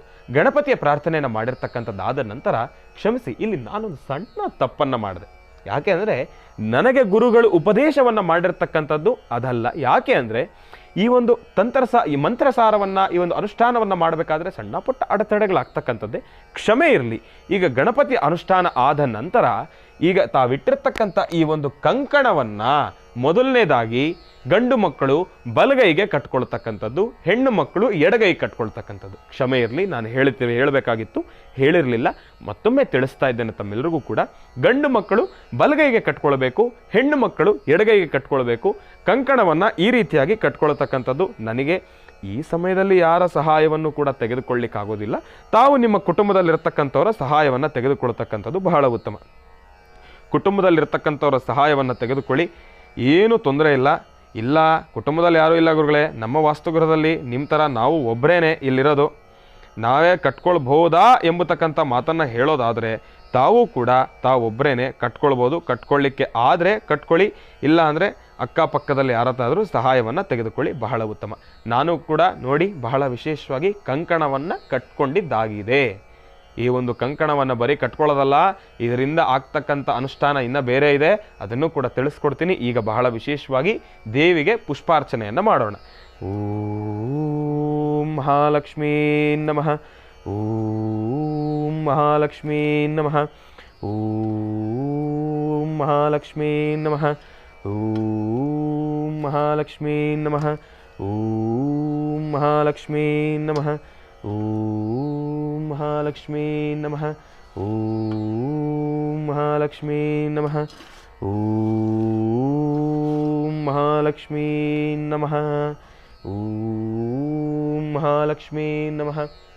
ತಾಯಿಗೆ ಬಹಳ ವಿಶೇಷವಾಗಿ ಪುಷ್ಪದಿಂದ ಅರ್ಚನೆಯನ್ನು ಮಾಡಿದ್ದಾದ ನಂತರ ನಿಂಬೆ ಹಣ್ಣನ್ನು ತೆಗೆದುಕೊಳ್ಳಿ ಅಂತ ನಾನು ನಿಮ್ಮೆಲ್ಲರಿಗೂ ಕೂಡ ಹೇಳಿದ್ದೆ. 6 ನಿಂಬೆ ಹಣ್ಣನ್ನು ತಾವೆಲ್ಲರೂ ಕೂಡ ತೆಗೆದುಕೊಳ್ಳತಕ್ಕಂಥದ್ದು. ಈ ಒಂದು ಯಂತ್ರಸಾರದ 6 ದಿಕ್ಕಿನಲ್ಲೂ ಕೂಡ ನಿಂಬೆ ಹಣ್ಣನ್ನು ಇಡ್ತಕ್ಕಂಥದ್ದು ಈ ರೀತಿಯಾಗಿ. ಓಂ ಮಹಾಲಕ್ಷ್ಮೀ ನಮಃ. ಓಂ ಮಹಾಲಕ್ಷ್ಮೀ ನಮಃ.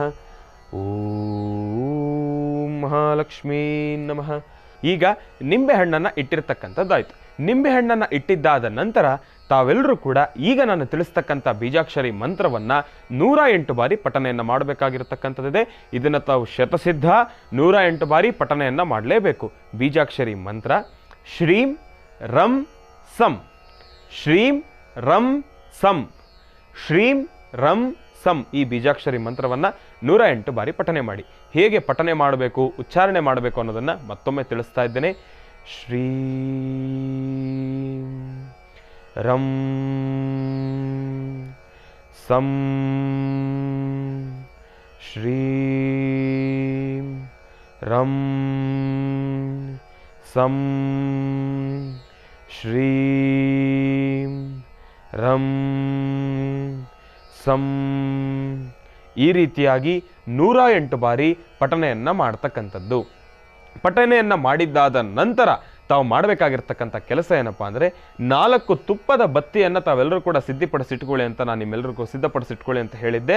ಆ ತುಪ್ಪದ ಬತ್ತಿಯನ್ನು ತಾವು ಏನು ಮಾಡಬೇಕಂದ್ರೆ, ಇಲ್ಲಿಟ್ಟಿರ್ತಕ್ಕಂಥ ಬೆಲ್ಲದ ಅಚ್ಚು ಏನಿದೆ, ಆ ಒಂದು ಬೆಲ್ಲದ ಅಚ್ಚಿನ ಮೇಲೆ ಒಂದೊಂದು ಸೆಟ್ ಬತ್ತಿ ಅಂದರೆ 2 ಬತ್ತಿ ಈ ರೀತಿಯಾಗಿ ಹಚ್ಚತಕ್ಕಂಥದ್ದು, ಇಡತಕ್ಕಂಥದ್ದು. ಓಂ ಶ್ರೀಂ ಮಹಾಲಕ್ಷ್ಮೀ ನಮಃ. ಓಂ ಶ್ರೀಂ ಮಹಾಲಕ್ಷ್ಮೀ ನಮಃ. ಓಂ ಶ್ರೀಂ ಮಹಾಲಕ್ಷ್ಮೀ ನಮಃ. ಓಂ ಶ್ರೀಂ ಮಹಾಲಕ್ಷ್ಮೀ ನಮಃ. ಓಂ ಶ್ರೀಂ ಮಹಾಲಕ್ಷ್ಮೀ ನಮಃ. ಹೆಣ್ಣು ಮಕ್ಕಳು ಕೆಂಪು ವರ್ಣದಲ್ಲಿರತಕ್ಕಂಥ ಸೀರೆಯನ್ನು ಉಟ್ಕೊಂಡಿದ್ದೀರಿ, ರೇಷ್ಮೆ ಸೀರೆನೂ ಉಟ್ಕೊಂಡಿದ್ದೀರಿ, ಕಾಟನ್ ಸೀರೆನೂ ಉಟ್ಕೊಳ್ತೀರಿ, ಇಲ್ಲಾಂದರೆ ದುಬಾರಿ ಬೆಲೆ ಇರತಕ್ಕಂಥ ಸೀರೆಯನ್ನು ಉಟ್ಕೊಂಡಿರ್ತೀರಿ. ಮನೆಯಲ್ಲಿ ಹೆಣ್ಣು ಮಕ್ಕಳು ಮಹಾಲಕ್ಷ್ಮಿ ಅನುಷ್ಠಾನ ಅಂದರೆ ಇರೋದರಲ್ಲಿ ಒಂದು ಮಟ್ಟಿಗೆ ದುಬಾರಿ ಸೀರೆನೇ ಉಟ್ಕೊಂಡಿರ್ತೀರಿ. ಗಂಡು ಮಕ್ಕಳು ತಾವೂ ಕೂಡ ಗಂಡು ಮಕ್ಕಳಾದರೆ ಪರವಾಗಿಲ್ಲ, ಯಾವುದೋ ಒಂದು ಒಟ್ಟಿನಲ್ಲಿ ಶ್ವೇತವರ್ಣದಲ್ಲಿರ್ತಕ್ಕಂಥ ಪಂಚೆ ಉಟ್ಕೊಂಡಿರ್ತೀರಿ. ಆದರೆ ಹೆಣ್ಣು ಮಕ್ಕಳು ಜೋಪಾನ, ಸೀರೆ ಮೇಲೆ ಎಣ್ಣೆಯನ್ನು ಸುರಿಸ್ಕೊಳ್ಬೇಡಿ, ಅರಿಶಿನ ಕುಂಕುಮ ಹಾಕ್ಕೊಳ್ಬೇಕಾದ್ರೆ ಸ್ವಲ್ಪ ಜೋಪಾನ. ಪೂಜಾ ವಿಧಿವಿಧಾನಗಳು ಏನೂ ತೊಂದರೆ ಆಗೋದಿಲ್ಲ, ಹಾಕ್ಕೊಳ್ಳೋದ್ರಿಂದ ಸಮಸ್ಯೆ ಏನಲ್ಲ. ಆದರೆ ಏನಪ್ಪ ಅಂದರೆ ನಾಳೆ ದಿವಸ ಶ್ರೀನಿವಾಸ ಗುರುಗಳನ್ನು ನೀವು ಯಾವುದೇ ರೀತಿಯೂ ಕೂಡ ದೂಷಣೆ ಮಾಡಬಾರ್ದು. ಶ್ರೀನಿವಾಸ ಗುರುಗಳು ತಂತ್ರಸಾರ ಹೇಳ್ಕೊಡ್ತಾ ಇದ್ರಪ್ಪ, ಅವ್ರು ತಂತ್ರಸಾರ ಮಾಡ್ತಾ ಅದೇನೋ ಲಕ್ಷ್ಮೀ ತಂತ್ರಸಾರ ಮನೆಗೆ ಬಂದ್ಬಿಡ್ತಾಳೆ ಅಂತ ಹೇಳ್ಕೊಡ್ತಾಯಿದ್ರು. ಆ ಟೈಮಲ್ಲಿ ಬಂದ್ಬಿಡ್ತಾಳಲ್ಲಪ್ಪ ಅನ್ನೋ ಖುಷಿನಲ್ಲಿ ನಾನೇನು ಮಾಡಿದೆ, ಎಣ್ಣೆ ಎಲ್ಲ ಚೆಲ್ಕೊಂಬಿಟ್ಟೆ, ನೋಡಿ ಸೀರೆ ಹಾಳಾಗೋಗ್ಬಿಟ್ಟಿದೆ ಅನ್ನೋ ಮಾತು ಹಾಡಬಾರ್ದು. ತಾಯಿ ಅನುಗ್ರಹ ಬೇಕು ನಮಗೆ. ಸೀರೆ ಮೇಲೆ ಏನೂ ಹಾಕ್ಕೊಳ್ಳೋದಿರ ಜೋಪಾನವಾಗಿ, ಸ್ವಚ್ಛವಾಗಿ, ಚಿಕ್ಕದಾಗಿ, ಚಕ್ಕುಟವಾಗಿ ಅನುಷ್ಠಾನವನ್ನು ಮಾಡ್ಕೊಳ್ಳಿ. ನೋಡಿ, ನಿಮ್ಗೆ ಹೇಳ್ತಾ ನಾನು ಕೂಡ ಒಂದು ಸ್ವಲ್ಪ ಎಣ್ಣೆ ಚೆಲ್ಕೊಂಡೆ, ಅದಕ್ಕೆ ನಿಮ್ಗೆ ಹೇಳ್ತಾ ಇದ್ದೇನೆ ಮೊದಲನೇದಾಗಿ. ಯಾಕೆ ಅಂದರೆ ಈ ಶಾಲು ಕೂಡ ನಮ್ಮ ಗುರುಗಳದು.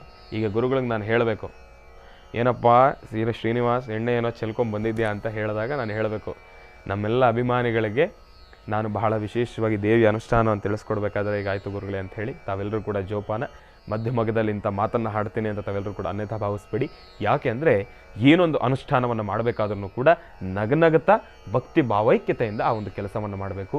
ಊರ ಅಂದ್ಕೊಂಡು ಸಿಡ ಅಂದ್ಕೊಂಡು ಮನೆಯಲ್ಲಿ ಇನ್ಯಾರ್ದೋ ಕೋಪವನ್ನು ಮನಸ್ಸಲ್ಲಿ ಇಟ್ಕೊಂಡು ಅವ್ರ ಮೇಲೆ ಇವ್ರ ಮೇಲೆ ಇರೋ ಕೋಪವನ್ನೆಲ್ಲ ಮನಸ್ಸಲ್ಲಿ ಇಟ್ಕೊಂಡು ಬೇರೆ ಆಲೋಚನೆಗಳನ್ನು ಮಾಡಿಕೊಂಡು ನಾವು ಅನುಷ್ಠಾನ ಮಾಡಿದ್ರೆ ಏನೂ ಕೂಡ ಕಾರ್ಯಸಿದ್ಧಿ ಆಗೋದಿಲ್ಲ. ಇವತ್ತಿನ ದಿವಸ ಸಾಕಷ್ಟು ಜನ ನನಗೊಂದು ಮಾತು ಹೇಳ್ತಾರೆ, ಗುರುಗಳೇ ಒಂದಷ್ಟು ಜನ ಹೇಳ್ತಾರೆ ತಾವು ಹೇಳ್ಕೊಟ್ಟಿರೋ ತಂತ್ರಸಾರದಲ್ಲಿ ನಾನು ತುಂಬ ಹೆಚ್ಚಿನ ಫಲಾಫಲಗಳನ್ನು ಸಿದ್ಧಿಪಡಿಸಿಟ್ಕೊಂಡಿದ್ದೇನೆ ಅಂತ.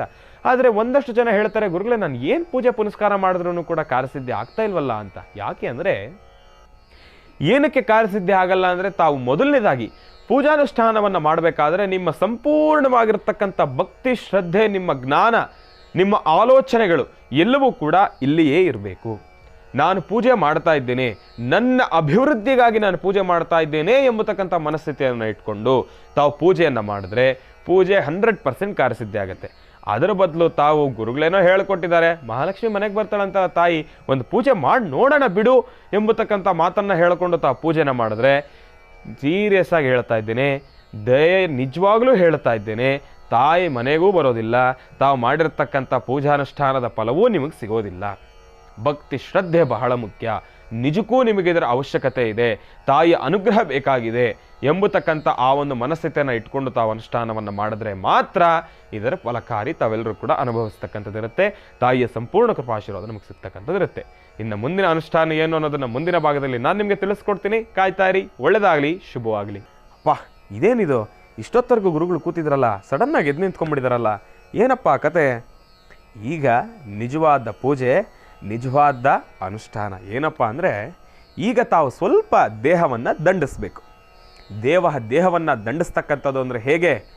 ಈ ಒಂದು ಅನುಷ್ಠಾನ ಮಾಡಿರ್ತಕ್ಕಂಥ ಈ ಒಂದು ಯಂತ್ರಸಾರ ಮಂತ್ರಸಾರದ ಅನುಷ್ಠಾನದ 4 ದಿಕ್ಕಿನಿಂದನೂ ಕೂಡ ನಮಸ್ಕಾರವನ್ನು ಮಾಡ್ತಕ್ಕಂಥದ್ದು ಮತ್ತು 8 ಪ್ರದಕ್ಷಿಣೆಗಳನ್ನು ಹಾಕ್ತಕ್ಕಂಥದ್ದು. 8 ಪ್ರದಕ್ಷಿಣೆಗಳನ್ನು ಹಾಕಬೇಕು, 4 ದಿಕ್ಕಿನಲ್ಲೂ ಕೂಡ ನಮಸ್ಕಾರವನ್ನು ಮಾಡಬೇಕು. ಅದಕ್ಕಿಂತ ಮುಂಚೆ ಇಷ್ಟು ಹೊತ್ತಿನವರೆಗೂ ಕೂಡ ಶ್ರದ್ಧಾಭಕ್ತಿಯಿಂದ ಭಗವಂತನಿಗೆ ಪೂಜಾನುಷ್ಠಾನವನ್ನು ನಾವೆಲ್ಲರೂ ಕೂಡ ನೆರವೇರಿಸಿದ್ವಿ.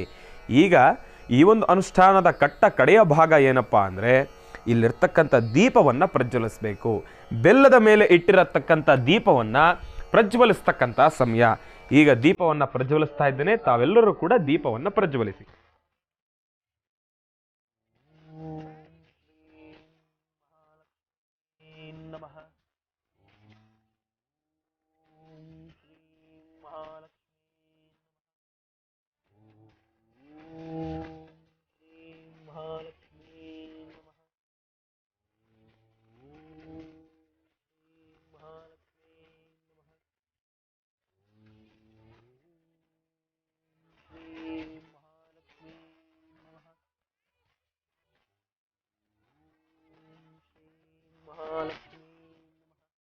ದೀಪವನ್ನು ಪ್ರಜ್ವಲಿಸಿದ್ದಾದ ನಂತರ ಇನ್ನ ದೇವಿಗೆ, ತಾಯಿ ಮಹಾಲಕ್ಷ್ಮಿಗೆ ಧೂಪ ದೀಪ ನೈವೇದ್ಯವನ್ನ ಮಾಡತಕ್ಕಂಥದ್ದು. ಧೂಪವನ್ನು ಮಾಡಲಿಕ್ಕಾಗಿ ಇವತ್ತಿನ ದಿವಸ ನಾನು ಕೂಡ ಉಲ್ಲಾಸ ಅಗರಬತ್ತಿಯನ್ನು ಉಪಯೋಗಿಸ್ತಾ ಇದ್ದೇನೆ, ತಾವು ಕೂಡ ಅದನ್ನೇ ಉಪಯೋಗಿಸಿ ಅಂತ ಹೇಳ್ತಾ ಮಹಾಲಕ್ಷ್ಮಿಗೆ ಧೂಪದಿಂದ ಆರತಿಯನ್ನ ಮಾಡತಕ್ಕಂಥದ್ದು.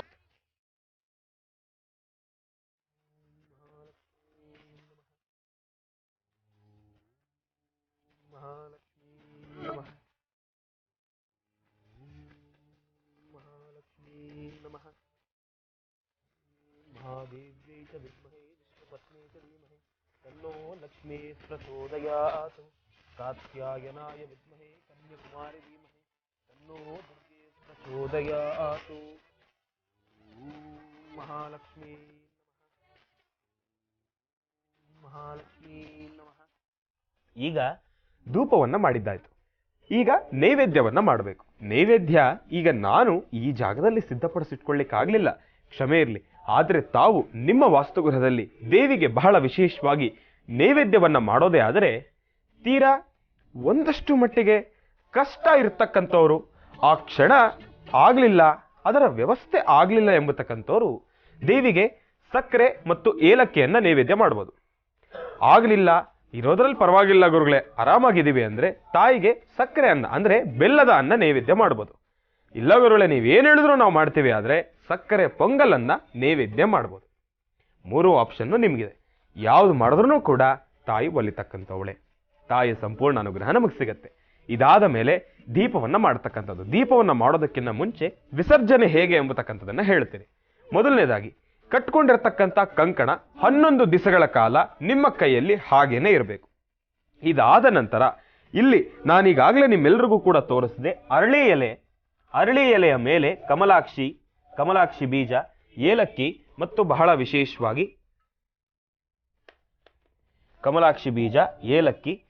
ಬಹಳ ವಿಶೇಷವಾಗಿ ಕಾಳುಮೆಣಸು, ಇವು 3 ಕೂಡ ಪಟ್ನದ ಆಕಾರದಲ್ಲಿ ಅಂದ್ರೆ ಕಟ್ಕೊಳ್ತಕ್ಕಂಥದ್ದು. ಈ ರೀತಿಯಾಗಿ ಪಟ್ನದ ಆಕಾರದಲ್ಲಿ ಅದು ಉದುರದಿರ ಹಾಗೆ ನೀಟಾಗಿ ಪಟ್ನದ ಆಕಾರದಲ್ಲಿ ಕಟ್ಕೊಂಡು, ದಾರದಲ್ಲಿ ಕಟ್ಕೊಂಡು, ಇದನ್ನ ಸಣ್ಣದೊಂದು ಚೀಲ ಬ್ಯಾಗ್ನಲ್ಲಿ ಹಾಕೊಂಡು ಇದನ್ನ ನಿಮ್ಮ ವಾಸ್ತುಗೃಹದಲ್ಲಾದರೂ ಇಡಬಹುದು. ಇಲ್ಲ ಅಂದ್ರೆ ನಿಮ್ಮ ದೇವರ ಮನೆಯ ತಲಭಾಗ ಅಂದ್ರೆ ನಿಮ್ಮ ವಾಸ್ತುಗೃಹದ ತಲಭಾಗಲಲ್ಲಾದರೂ ಇಡಬಹುದು. ಇಲ್ಲ ವಾಸ್ತುಗೃಹದ ದೇವರ ಮನೆ ಒಳಗಡೆ ಇಟ್ಕೊಳ್ತಕ್ಕಂಥದ್ದು ಬಹಳ ಉತ್ತಮ. ಪ್ರತಿದಿನ ಇದಕ್ಕೆ ಸ್ವಲ್ಪ ಧೂಪವನ್ನು ತೋರಿಸಿದ್ದೆ ಆದರೆ ವಾಸ್ತುಗೃಹದಲ್ಲಿ ಮಹಾಲಕ್ಷ್ಮಿಯ ಸಂಪೂರ್ಣ ಕೃಪಾಶೀರ್ವಾದ ನಿಮಗೆ ಸದಾ ಇರತಕ್ಕಂಥದ್ದು ಇರುತ್ತೆ. ಇದನ್ನ ತಾವು ಆಚೆ ಹಾಕ್ತಕ್ಕಂಥದ್ದಲ್ಲ, ಇದನ್ನ ನಿಮ್ಮ ವಾಸ್ತುಗೃಹದಲ್ಲಿ ನಿರಂತರವಾಗಿಟ್ಟು ಪೂಜೆಯನ್ನ ಮಾಡತಕ್ಕಂಥದ್ದು. ಇದಾದ ನಂತರ ಇಲ್ಲಿ 6 ನಿಂಬೆ ಹಣ್ಣನ್ನ ನಿಮ್ಮ ವಾಸ್ತುಗೃಹದ ಸುತ್ತಲೂ ಕೂಡ ವಾಸ್ತುಗೃಹದ 4 ಮೂಲೆಗಳಲ್ಲಿ 4 ನಿಂಬೆ ಹಣ್ಣನ್ನು ಹೊಡಿತಕ್ಕಂಥದ್ದು. ಇನ್ನು ಉಳಿದಿರತಕ್ಕಂಥ 2 ನಿಂಬೆ ಹಣ್ಣನ್ನು ಕೂಡ ಮೊದಲು ತಾವು ದೃಷ್ಟಿ ತೆಗೆದು ಹೊಡ್ಕೊಳ್ತಕ್ಕಂಥದ್ದು, ಇನ್ನೊಂದು ತಾವು ಮನೆಗೆ ದೃಷ್ಟಿ ತೆಗೆದು ಹೊಡಿತಕ್ಕಂಥದ್ದು. ಇದೆಲ್ಲವೂ ಕೂಡ ಆದ ನಂತರ ಇಲ್ಲಿ ಬಹಳ ವಿಶೇಷವಾಗಿ ಈ 4 ಕಲಶದಲ್ಲಿರತಕ್ಕಂಥ ನೀರನ್ನ ನಿಮ್ಮ ವಾಸ್ತುಗೃಹದ 4 ದಿಕ್ಕಿನಲ್ಲೂ ಕೂಡ ಕಲಶದ ನೀರನ್ನು ದೃಷ್ಟಿ ತೆಗೆದು ಚೆಲ್ತಕ್ಕಂಥದ್ದು. ಮಧ್ಯಭಾಗದಲ್ಲಿರತಕ್ಕಂಥ 2 ಕಳಶಗಳಲ್ಲಿ ಒಂದು ಕಳಶವನ್ನ ನಿಮ್ಮ ವಾಸ್ತುಗೃಹದಲ್ಲಿ ದೇವರ ಮನೆಯಲ್ಲಿಡಿ, ಇನ್ನೊಂದು ಕಳಶದ ನೀರನ್ನ ವಾಸ್ತುಗೃಹಕ್ಕೆ ದೃಷ್ಟಿ ತೆಗೆದು ಆ ನೀರನ್ನ ನಿಮ್ಮ ತಲಭಾಗದಲ್ಲಿ ಚೆಲ್ತಕ್ಕಂಥದ್ದು. 11 ದಿವಸಗಳ ಕಾಲ ನಾನು ತಿಳಿಸ್ಕೊಟ್ಟಿರತಕ್ಕಂಥ ಬೀಜಾಕ್ಷರಿ ಮಂತ್ರ ಶ್ರೀಂ ರಂ ಸಂ ಈ 3 ಬೀಜಾಕ್ಷರಿ ಮಂತ್ರವನ್ನ ಶ್ರೀಂ ರಂ ಸಂ ಈ 3 ಬೀಜಾಕ್ಷರಿ ಮಂತ್ರವನ್ನ ನಿಮ್ಮ ಉಂಗುರದ ಬೆರಳನ್ನ ಆ ಒಂದು ಕಳಶದ ಮೇಲಿಟ್ಟು ಬೀಜಾಕ್ಷರಿ ಮಂತ್ರವನ್ನ ಪಠನೆ ಮಾಡಬೇಕು. 18 ಬಾರಿ ಓಂ ನಮೋ ಮಹಾಲಕ್ಷ್ಮೀ ನಮಃ ಎಂಬತಕ್ಕಂಥ ಮಹಾಮಂತ್ರವನ್ನ ಪಠನೆ ಮಾಡಬೇಕು. 11 ದಿವಸಗಳು ಆದ ನಂತರ ಈ ಒಂದು ಕಂಕಣವನ್ನು ಬಿಚ್ಚತಕ್ಕಂಥದ್ದು, ಈ ಒಂದು ಕಳಶದ ನೀರನ್ನ ಹಸಿರು ಗಿಡದ ಬುಡಕ್ಕೆ ಹಾಕ್ತಕ್ಕಂಥದ್ದು. ಇದೆಲ್ಲವೂ ಕೂಡ ಆದ ನಂತರ ಇಲ್ಲಿರ್ತಕ್ಕಂಥ ಬಾಳೆಹಣ್ಣನ್ನ ಬೇರೆಲ್ಲೂ ಬಿಸಾಕ್ತಕ್ಕಂಥದ್ದು ಬೇಡ. ಮನೆಗೆ ಬರ್ತಕ್ಕಂಥ ಅತಿಥಿ ಅಭ್ಯಾಗತರಿಗೆ ಅದನ್ನ ಪ್ರಸಾದದ ರೀತಿ ಕೊಡ್ತಕ್ಕಂಥದ್ದು. ಇದೆಲ್ಲವೂ ಕೂಡ ಆದ ನಂತರ ತೆಂಗಿನಕಾಯನ್ನ ತಾವು ನಿಮ್ಮ ವಾಸ್ತುಗೃಹದಲ್ಲಿ ಇಟ್ಕೊಳ್ಳಿ, ಅದನ್ನು ಯಾವುದೇ ರೀತಿ ಆಚೆ ಕಡೆ ಹಾಕ್ತಕ್ಕಂಥದ್ದು ಬೇಡ. ಆದರೆ ಇದರಲ್ಲಿ ಪ್ರಧಾನ ಕಳಶದಲ್ಲಿ ಒಂದು ಕಳಶವನ್ನು ತಾವು ದೃಷ್ಟಿ ತೆಗೆದು ಕೆಳಗಡೆ ಹಾಕ್ತಿರಲ್ಲ ನೀರು, ಅದರಲ್ಲಿ ಬರ್ತಕ್ಕಂಥ ತೆಂಗಿನಕಾಯನ್ನ ಮಾತ್ರ ದೇವರ ಮನೆಯಲ್ಲಿ ಇಡಿ. ಅದನ್ನು ಹೊರತಾಗಿ ಉಳಿದಿರತಕ್ಕಂಥ 4 ತೆಂಗಿನಕಾಯನ್ನ ತಾವು ನಿಮ್ಮ ಮನೆಯ 4 ದಿಕ್ಕಿನಲ್ಲೂ ಕೂಡ ಹೊಡಿತಕ್ಕಂಥದ್ದು. ಇಲ್ಲಿ ಮತ್ತೊಮ್ಮೆ ಹೇಳ್ತಾ ಇದ್ದೇನೆ, ಕೇಳಿಸ್ಕೊಳ್ಳಿ. ಪ್ರಧಾನ ಕಳಶದಲ್ಲಿ ನೀವು ನೀರನ್ನ ಯಾವುದು ಚೆಲ್ತೀರೋ ಆ ಒಂದು ತೆಂಗಿನಕಾಯನ್ನ ನೀವು ದೇವರ ಮನೆಯಲ್ಲಿ ಇಡಬೇಕು. ಇನ್ನು 4 ತೆಂಗಿನಕಾಯನ್ನ 4 ದಿಕ್ಕಿನಲ್ಲಿ ಹೊಡಿತಕ್ಕಂಥದ್ದು. 11ನೇ ದಿವಸ ನೀವು ಈ ಒಂದು ಕಳಶದ ನೀರನ್ನ ತಾವು ಏನು ಹಸರುಗಿಡದ ಬುಡಕ್ಕೆ ಹಾಕ್ತಿರೋ ಆ ಒಂದು ತೆಂಗಿನಕಾಯನ್ನ ನಿಮ್ಮ ವಾಸ್ತುಗೃಹದ ಆ ಒಂದು ತಲಬಾಗಿಲಿನ ಮುಂಭಾಗದಲ್ಲಿ ಹೊಡಿತಕ್ಕಂಥದ್ದು. ಇದೆಲ್ಲವೂ ಕೂಡ ಇದರ ಆ ಒಂದು ತಂತ್ರಸಾರದ ವಿಸರ್ಜನೆಯ ಆ ಒಂದು ಪ್ರಕ್ರಿಯೆ ಇದೆಲ್ಲವನ್ನು ಕೂಡ ನಾನು ನಿಮ್ಮೆಲ್ಲರಿಗೂ ಕೂಡ ತಿಳಿಸ್ಕೊಟ್ಟಿದ್ದೇನೆ. ತಂತ್ರಸಾರದ ಆ ಒಂದು ವಿಸರ್ಜನೆ, ಮಂತ್ರಸಾರದ ಈ ಒಂದು ವಿಸರ್ಜನೆಯನ್ನು ನಿಮ್ಮೆಲ್ಲರಿಗೂ ಕೂಡ ತಿಳಿಸ್ಕೊಟ್ಟಿರ್ತಕ್ಕಂಥದ್ದಿದೆ. ಈಗ ನಾನು ಹೇಳ್ದ